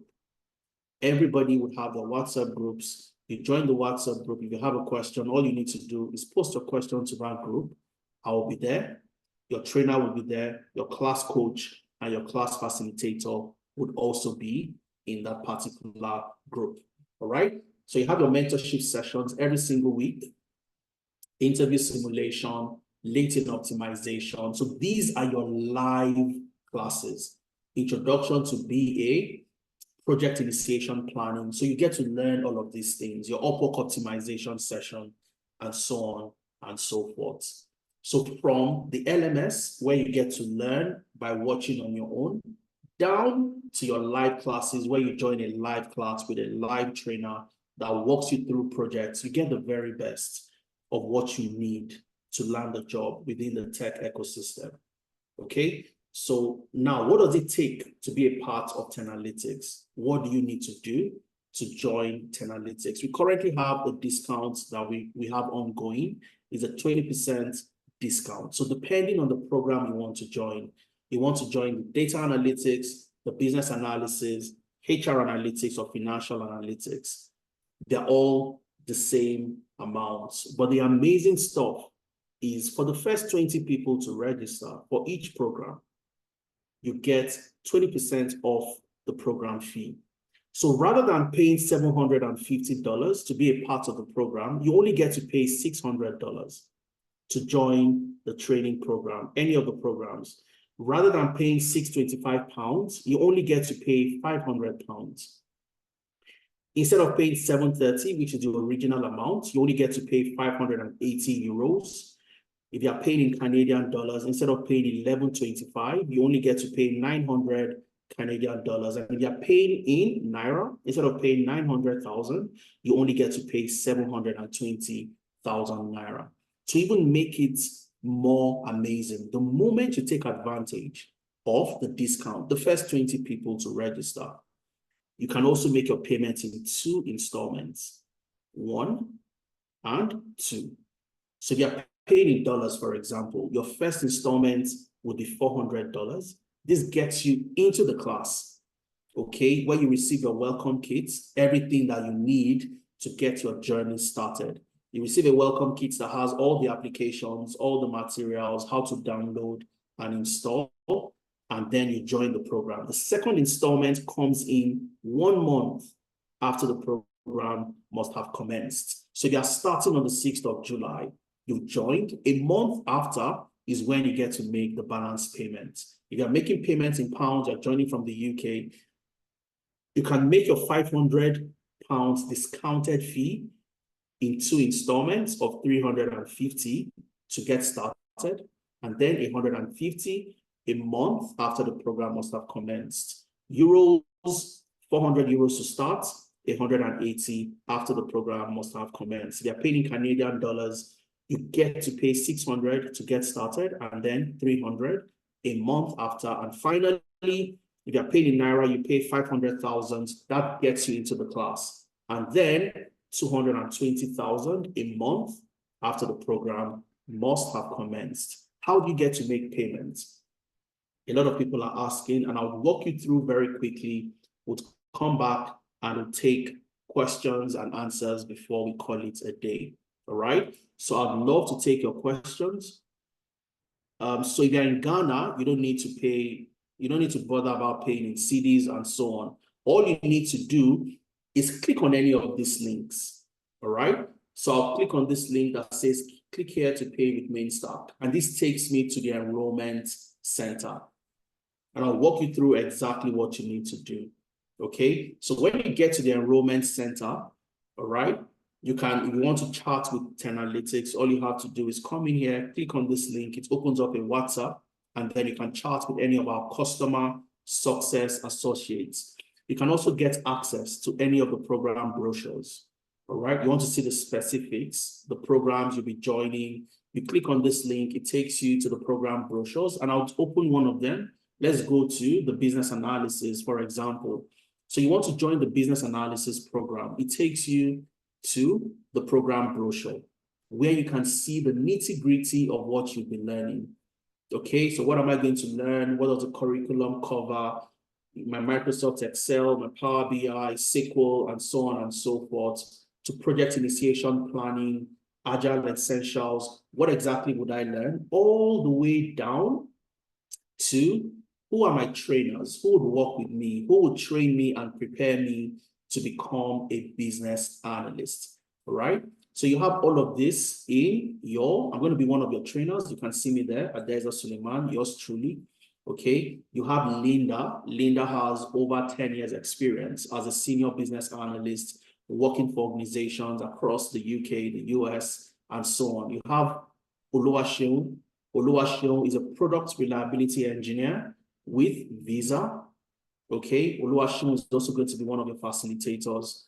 Oluwaseun has over 6 years experience cutting across telecoms, manufacturing, and so on and so forth. So Oluwaseun used to work with MTN in Nigeria before he moved to the UK, currently works with Visa as a product reliability engineer. You work with Olabisi, who is also an IT business analyst, an IT project manager, and so on. So you have access to absolutely phenomenal facilitators. You get that by simply clicking the link to see the brochures. And finally, depending on how you want to make payments, you want to make payments in Canadian dollars, you can pay using Interac, okay? Sending, using the email finance@tenalytics.org. Okay, if you're in the UK, you want to do a direct transfer to pounds, you can also do that using the account details. If you want to make payments in Naira, you can make payments using the Naira bank account details as well. The name of the account is Mainstack Tenalytics Payment Center.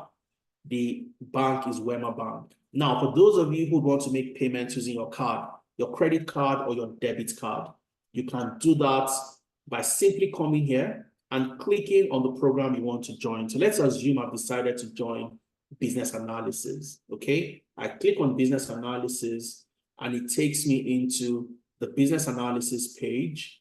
And all I have to do is enter the amount I want to pay. So if I'm paying in pounds, for example, the discounted fee for me, if I want to take advantage of the discount, which I advise anybody who wants to join to do, ensure you're part of the first 20, okay? The discounted fee is 500, which can be broken into 350, 150. So I want to pay 350 today to secure my slots. I just come in here and I type 350 pounds, okay? And I click proceed to pay, all right? I enter my full name, Adeza Suleiman. I enter my email address, adeza@tenalytics.io, enter my phone number and click on pay with card. All right, I enter my card details and then I submit. The moment you make payments, after entering all the details, you receive an automated email to the email you've provided. All right, and in that email, you'll have a link for you to register. Okay, and once you've done that, you are in the program you've paid for. So that's what it takes for you to be a part of any of our programs. And I'll take questions, and I also preempt some of the questions you'd have, which I also advise, if you can, to take advantage and get it done. For example, Adeza, I want to join. However, I don't have 350 pounds today, but I want to be a part of the first 20. I want to secure my discount. Can I do that? Absolutely. So what you need to do is, let's take this 350, which is the first installment. You want to be a part of the program, right? You've joined the masterclass today, you're interested, you want to secure your discount. You can make a minimum payment of 200 pounds. That secures your slot for you. Now, before the end of the month, the 30th of June, you must complete the first installment of 150 to make what? 350, which is the initial payment. Okay, so you can do this and secure your discount as long as you make the first installment payment completed before the program commences on the 6th of July. And a month after, you make the balance of 150. Okay, I'm going to take questions right now for the next 18 minutes so we can wrap up at 3:30 my time. Okay, so if you have questions, please feel free to ask your questions. Somebody's saying I'm not seeing cybersecurity. Yes, you are not, because today's session is for the data analyst, the business analyst, the financial analyst, and the HR analyst. So let's take questions. If you want to unmute yourself and speak, you can raise your hand. I'll call you up to unmute, or you can send your questions to the chat. Okay, so I'll check the chat first of all before I get anyone who wants to unmute to speak. Can the payment be made in 3 installments? I think I just answered that question. Yes, it can. Or Moteshe, I hope I pronounced your name correctly. So like I mentioned earlier, the most important thing for you to do is secure that discount. Okay, depending on how you want to pay. If you are paying in pounds, if you are paying in dollars, if you are paying in euros, however you want to pay, or you're paying in Canadian dollars, all you need to do is get to the enrollment center, okay? And you can make your payments doing a direct transfer. If you're paying in pounds, for example, you can do a direct transfer. If you're paying in Naira, you can do a direct transfer. If you're paying in Canadian dollars, you can do a transfer using Interac as well. Okay, and once you've done that transfer, all you have to do is take a screenshot. So if you pay doing the transfer, you have to take a screenshot of your payments. All right, take the screenshot, come in here and click on what? Upload your receipt. So this takes you to where you fill the form for the July cohort. You enter your email, okay? You enter your email. You click on next. I want to show you something very quickly. Okay, type of payment, initial payment. We click on next. You just fill this form literally. Okay, select all the details, put up your details, your first name, your last name, and so on and so forth. Click on next. Okay, read the terms and conditions and so on. Click on next. When did you make payments? You select that. You upload a screenshot of your proof of payment. And that's why you need to take a screenshot if you've done a direct transfer. If you've made payments using your card, you get this link. The link to this form comes into your email automatically, okay? You select your mode of payments. You did a direct transfer. Maybe you paid using Interact, or you paid doing a Naira transfer. Click on Next.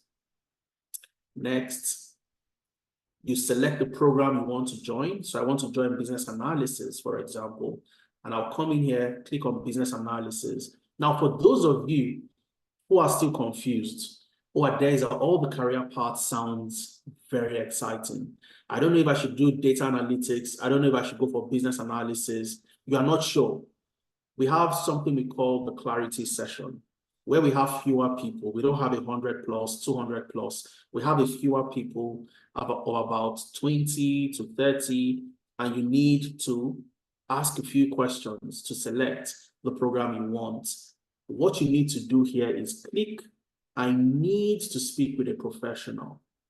And once you click, I need to speak with a professional, we will schedule a session with you, a clarity session, where we help you make that decision. Okay, you know what the data analyst does, you know what the business analyst does. Where do you see yourself?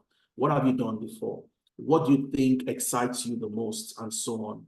And we work with you to help you make a decision, okay? Click on Next. Again, people would ask, what if I don't want to start on the 6th of July? I want to start in August, for example. Is that possible? Yes, it is. The only difference is you can take advantage of the discount now, and you can defer your program to start in August, okay? And all you have to do is come in here. If you want to start on the 6th of August, you select 6th of August. If you want to start I beg your pardon, if you want to start on the 6th of July, you select 6th of July. If you want to start in August, you select 3rd of August. You can select 7th of September or 5th of October. So we have cohorts that would run till the end of the year. And you can take advantage of the discounts running today and defer your program to start later during any of these months you have on the form. Okay? So you are using one stone to kill two birds, if you will. You get the discount, and it also would fall within your respective availability depending on your commitments. All right. So once you fill all this form and you select your country of residence, fill the form, submit, we receive your details, and you get into the class and you're a part of the program. Okay, Chichi is saying, so I can pay, absolutely. But what you have to do, Chichi, is ensure that before the class starts on the 6th of July, so 1 week before the program starts, that's on the 30th of June, you must balance the first installment to be in the class. If not, we'll defer you to the next available cohorts the subsequent month, if that makes sense to you, Chichi. Let me see. You pay 720, you learn a skill, you get a job that pays 3 million per month. Think like a winner. Absolutely, Messi. That's the way it works. Okay? Absolutely. I love that, Messi. Okay, so let me take questions very quickly. We still have a few minutes to take questions. I'll take a question from AB. AB, I've asked you to unmute yourself. Please go ahead. Let's hear from you. Hi, thanks for all the information. So I guess my question is specifically around the HR analytics. So I currently work as a HRIS analyst. So and it's slightly different from what you described. So I guess in my role, I'm looking at building and making changes to configuration within the HR systems. So I guess I wanted to know if you have any programs that's structured around that. So I guess here, most of what you described in terms of the HR analytics is more specific to analytics, which isn't really a big part of my role, but it is part of my role because obviously as an analyst, you need to be able to work with data in any form. So I think, yes, I wanted to know if there's anything specific, if you have any other programs that's, around the system design and, if you, even within the HR analytics course that you do have, is there any way that that could be incorporated? All right, thanks for that, AB. Currently, no, we don't. Okay.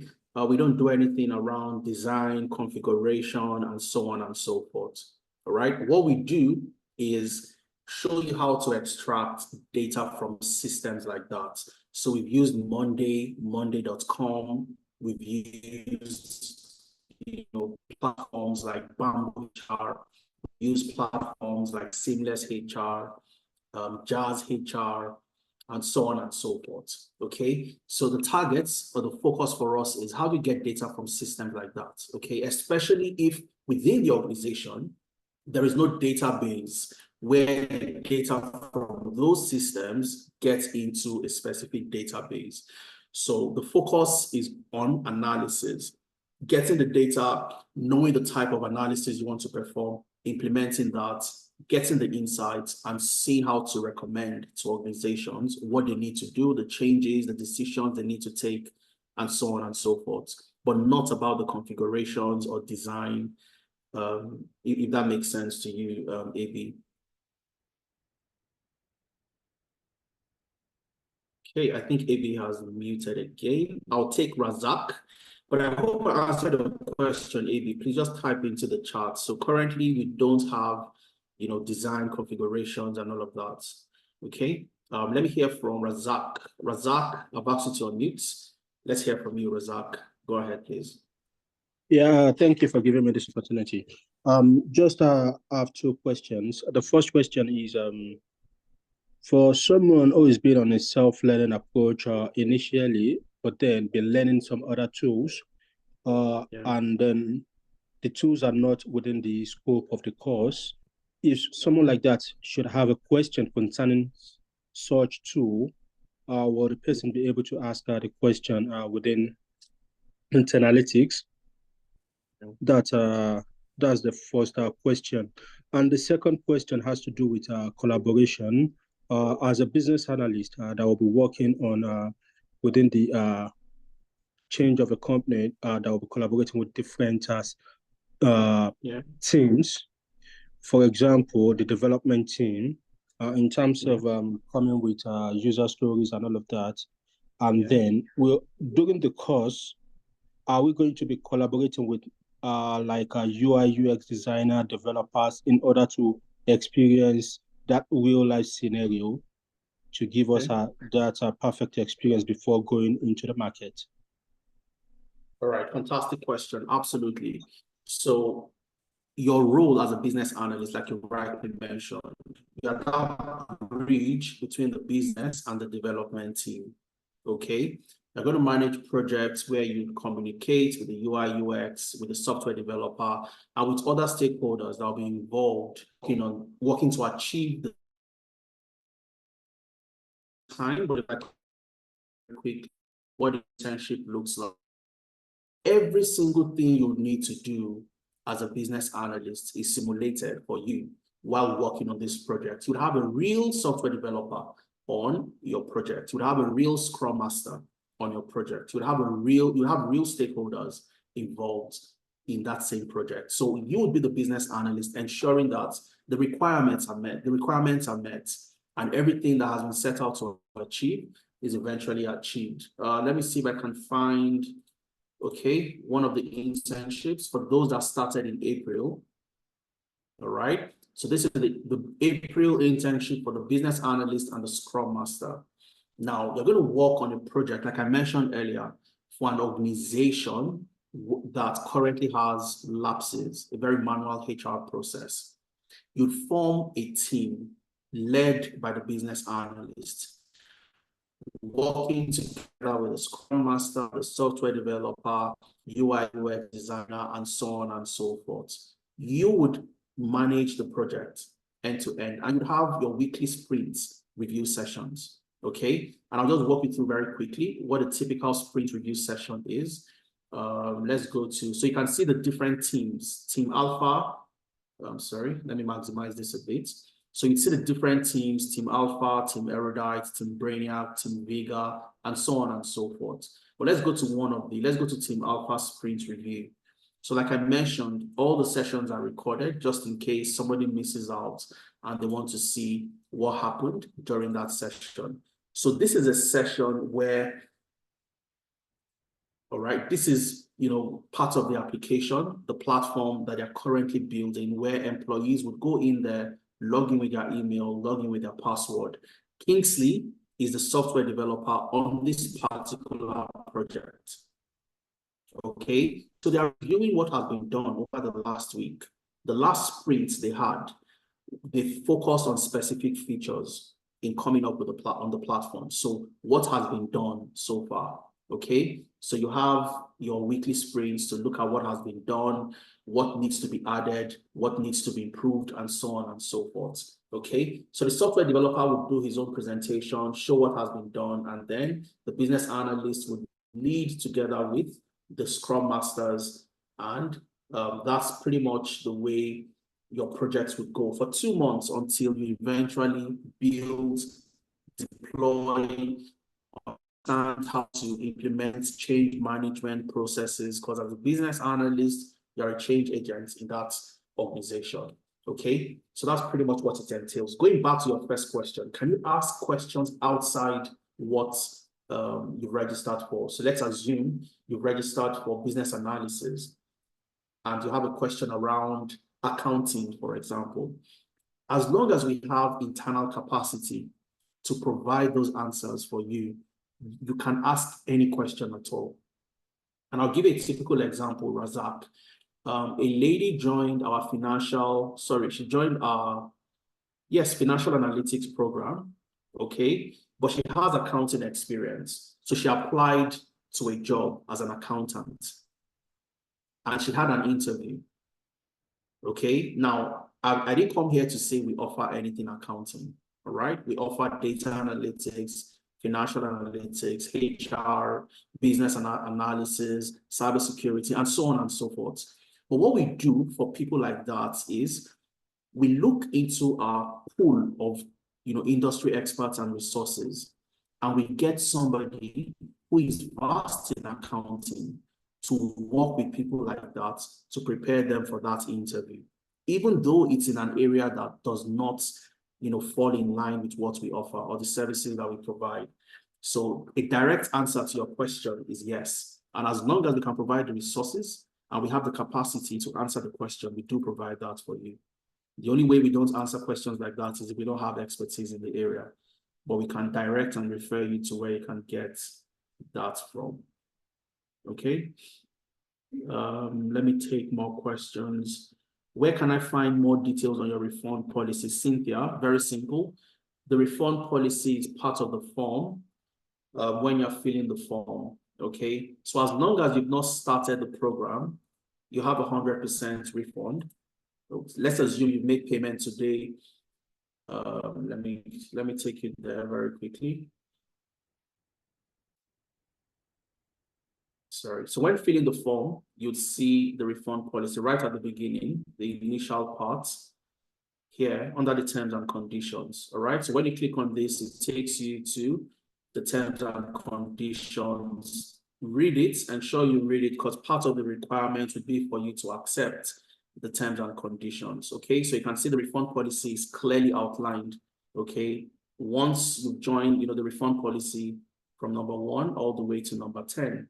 And so on. If you want to defer your program as well, so you started, you want to defer your program based on personal circumstances, health reasons, change in employment, and so on.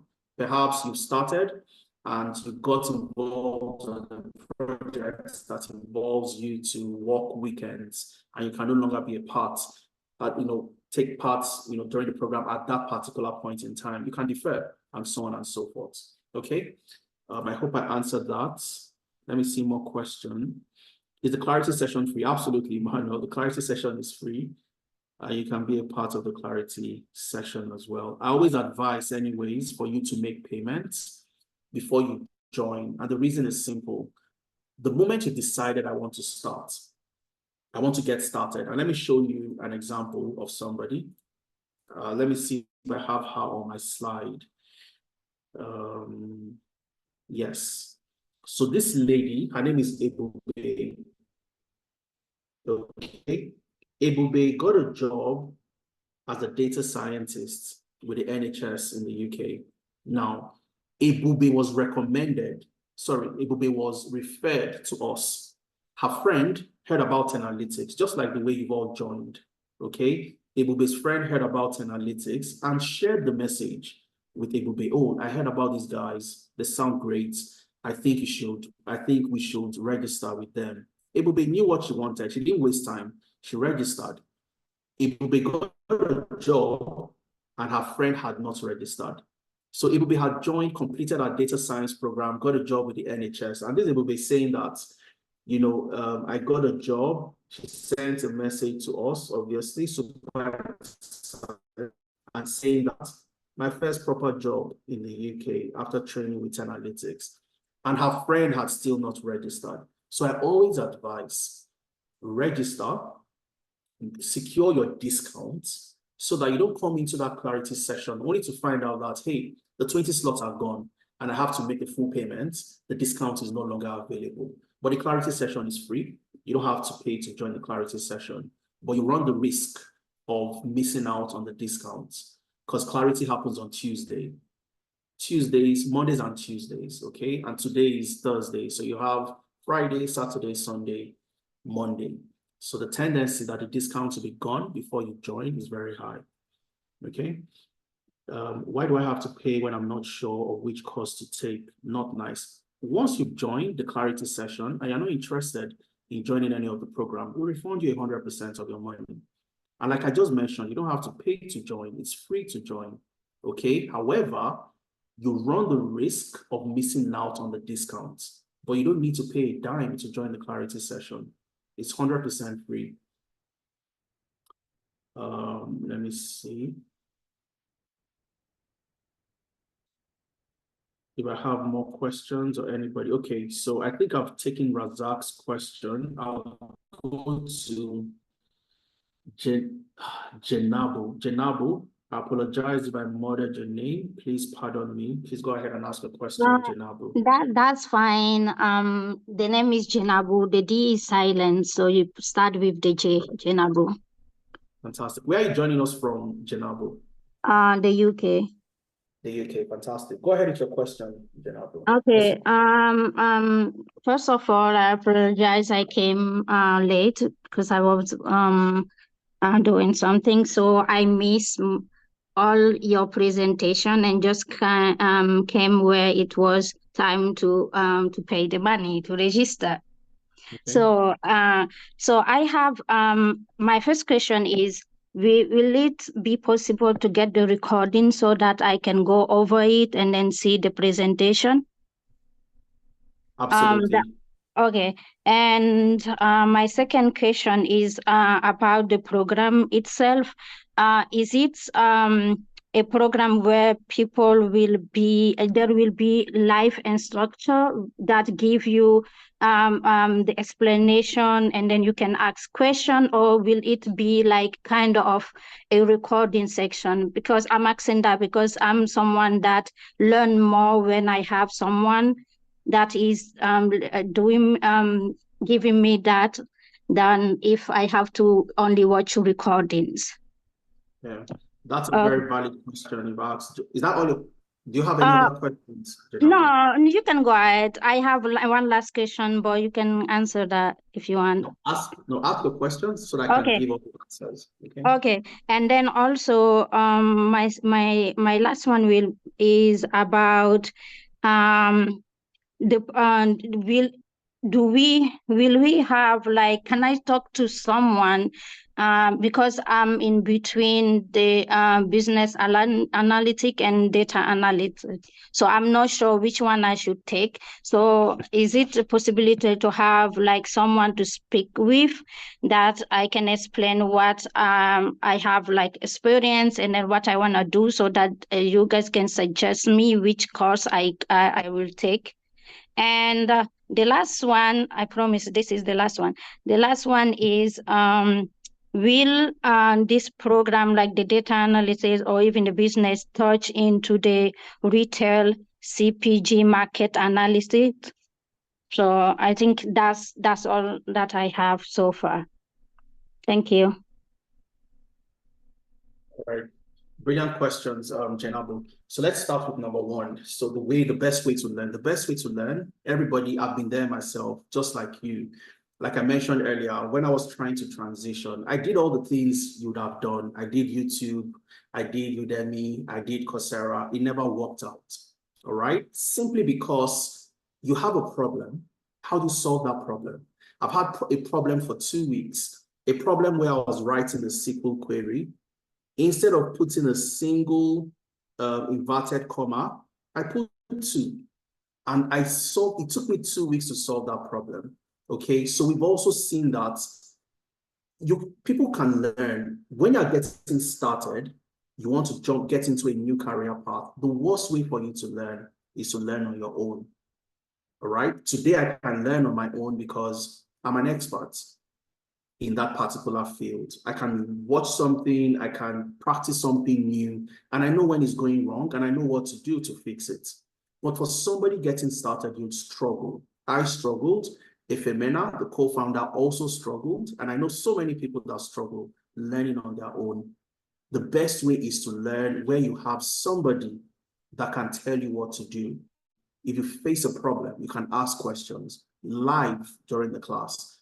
Okay, so that's the way we teach, Jenabu. You have your live session, which I've talked about. When you get the recording, I'm sure you'd watch this session and you'd understand everything I've said. But you have a class that is instructor-led. Okay, so you join a class just like this one. You have the opportunity to raise your hand. If you have a question, the facilitator will pause, take your question. If you need to share your screen, you can go ahead and share your screen. Oh, Jenabu, this is what you're doing wrongly and the reason why you're not getting the same results.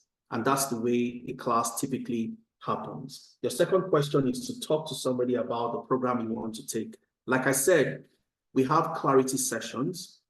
The clarity session is where we bring people like you, Jenabu, and a few other people who are a bit confused, or I'm not sure if I should do the data or I should do the HR, okay? And then we help you answer those questions. All you have to do is look out, if you've joined any of our WhatsApp communities, or you've received an email from us, before Monday or before Tuesday, you'll receive a link to join the clarity session. So look out for it. Okay, so we don't do one specific, oh, Jenabu wants a question. We listen to Jenabu, this person. So we bring you into that clarity session Monday, Tuesday. We work with you, listen to your questions, and advise you on what to do. The final decision comes from you. All right? But however, if you have a question you want to ask beyond, joining the program, you want to chat with us, you want to hear from us, you want to, get to set up a meeting that involves something, all you need to do, if you come to our enrollment center, you'd see chat with Tenalytics, click on that, and you have access to chat with any of the team members, okay? Or you can send us an email to enquiries@tenalytics.io. I'll share that I think I have it somewhere on my slide, okay? So you have it there, enquiries@tenalytics.io, okay? And you can send us a message to any of these numbers on WhatsApp and somebody will respond to you. Now, going to your final question, will the program touch on retail? It depends on the program you've registered for. The specific program that will touch on retail, the retail sector, are your data analytics, your business analysis, your data science, okay? And what we try to do is to also look at the fact that everybody will not work in the same sector. But when you're applying to jobs, you're not applying to one specific sector. We advise you not to constrain yourself to specific sectors. So you're going to work on retail projects, you're going to work on e-commerce projects, you're going to work on projects in the health sector. I shared what Victoria did, what she has in her portfolio. Okay, you'd work on projects in the aviation sector, and so on and so forth. Okay, so I'm not sure, you said retail and PO something. I'm not sure what the second, what you said, what that means. But retail, you'll definitely work on retail projects. And you have that in your portfolio as well. All right, so I'll check the chat for more questions. I think we are out of time, but let me see if we have more questions. Razak is saying, after making Naira payments, who should we send our receipt to? You don't need to send your receipt to anybody, Razak. All you need to do after making your payments, either a direct transfer or paying with your card, all you need to do is come back to this enrollment center. Okay, come back here and click on what? Upload your receipts. That's all you need to do. And once you click on upload your receipts, it takes you into this form, fill your details, submit the form, and that's all you need to do. All right. And that's what gets you into the program. I'll answer that question for you, Razak.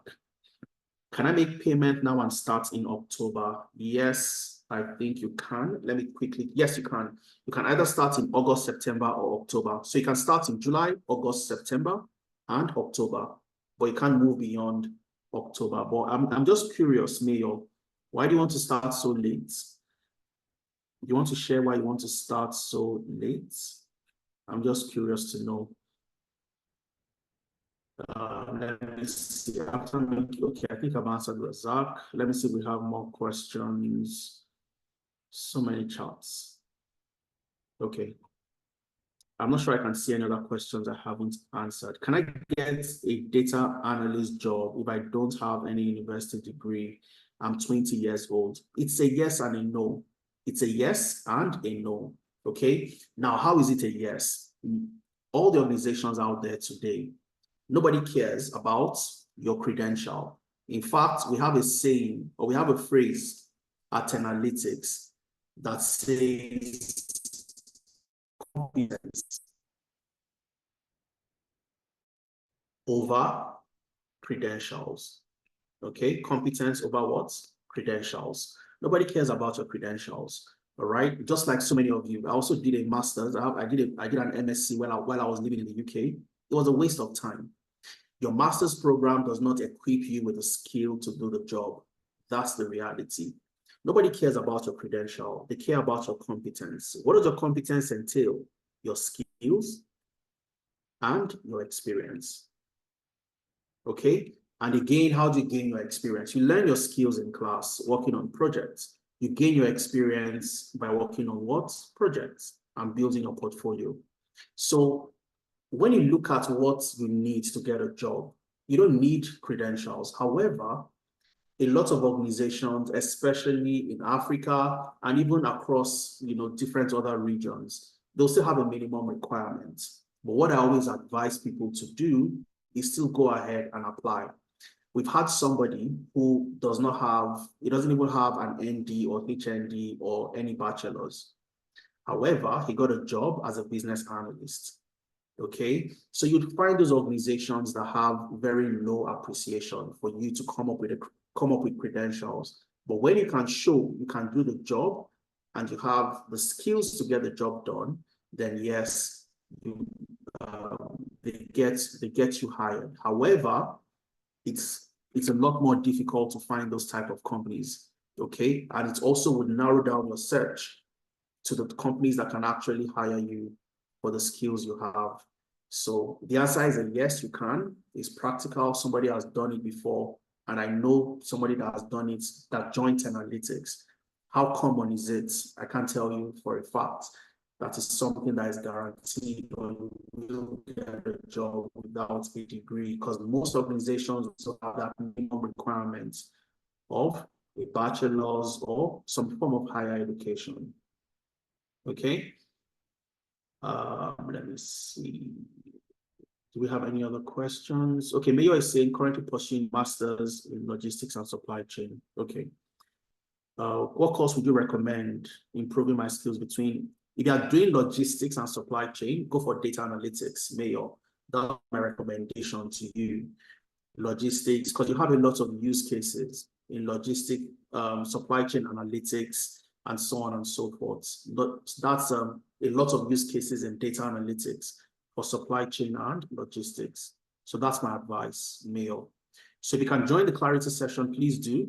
Okay, so we can break it down a lot better. However, that's my advice to anybody studying logistics, supply chain. You want to find yourself adding data analytics to that. Okay. All right. Saying I joined late, what's the amount in Naira? That's on my screen at the moment. So you have that on my screen.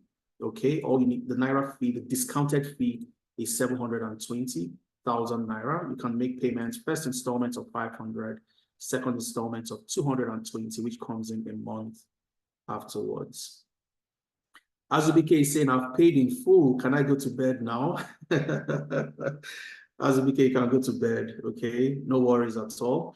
No other updates. I'm just giving and answering questions and giving clarity to some people that need clarity in certain areas. But finally, I want to show you something before you leave.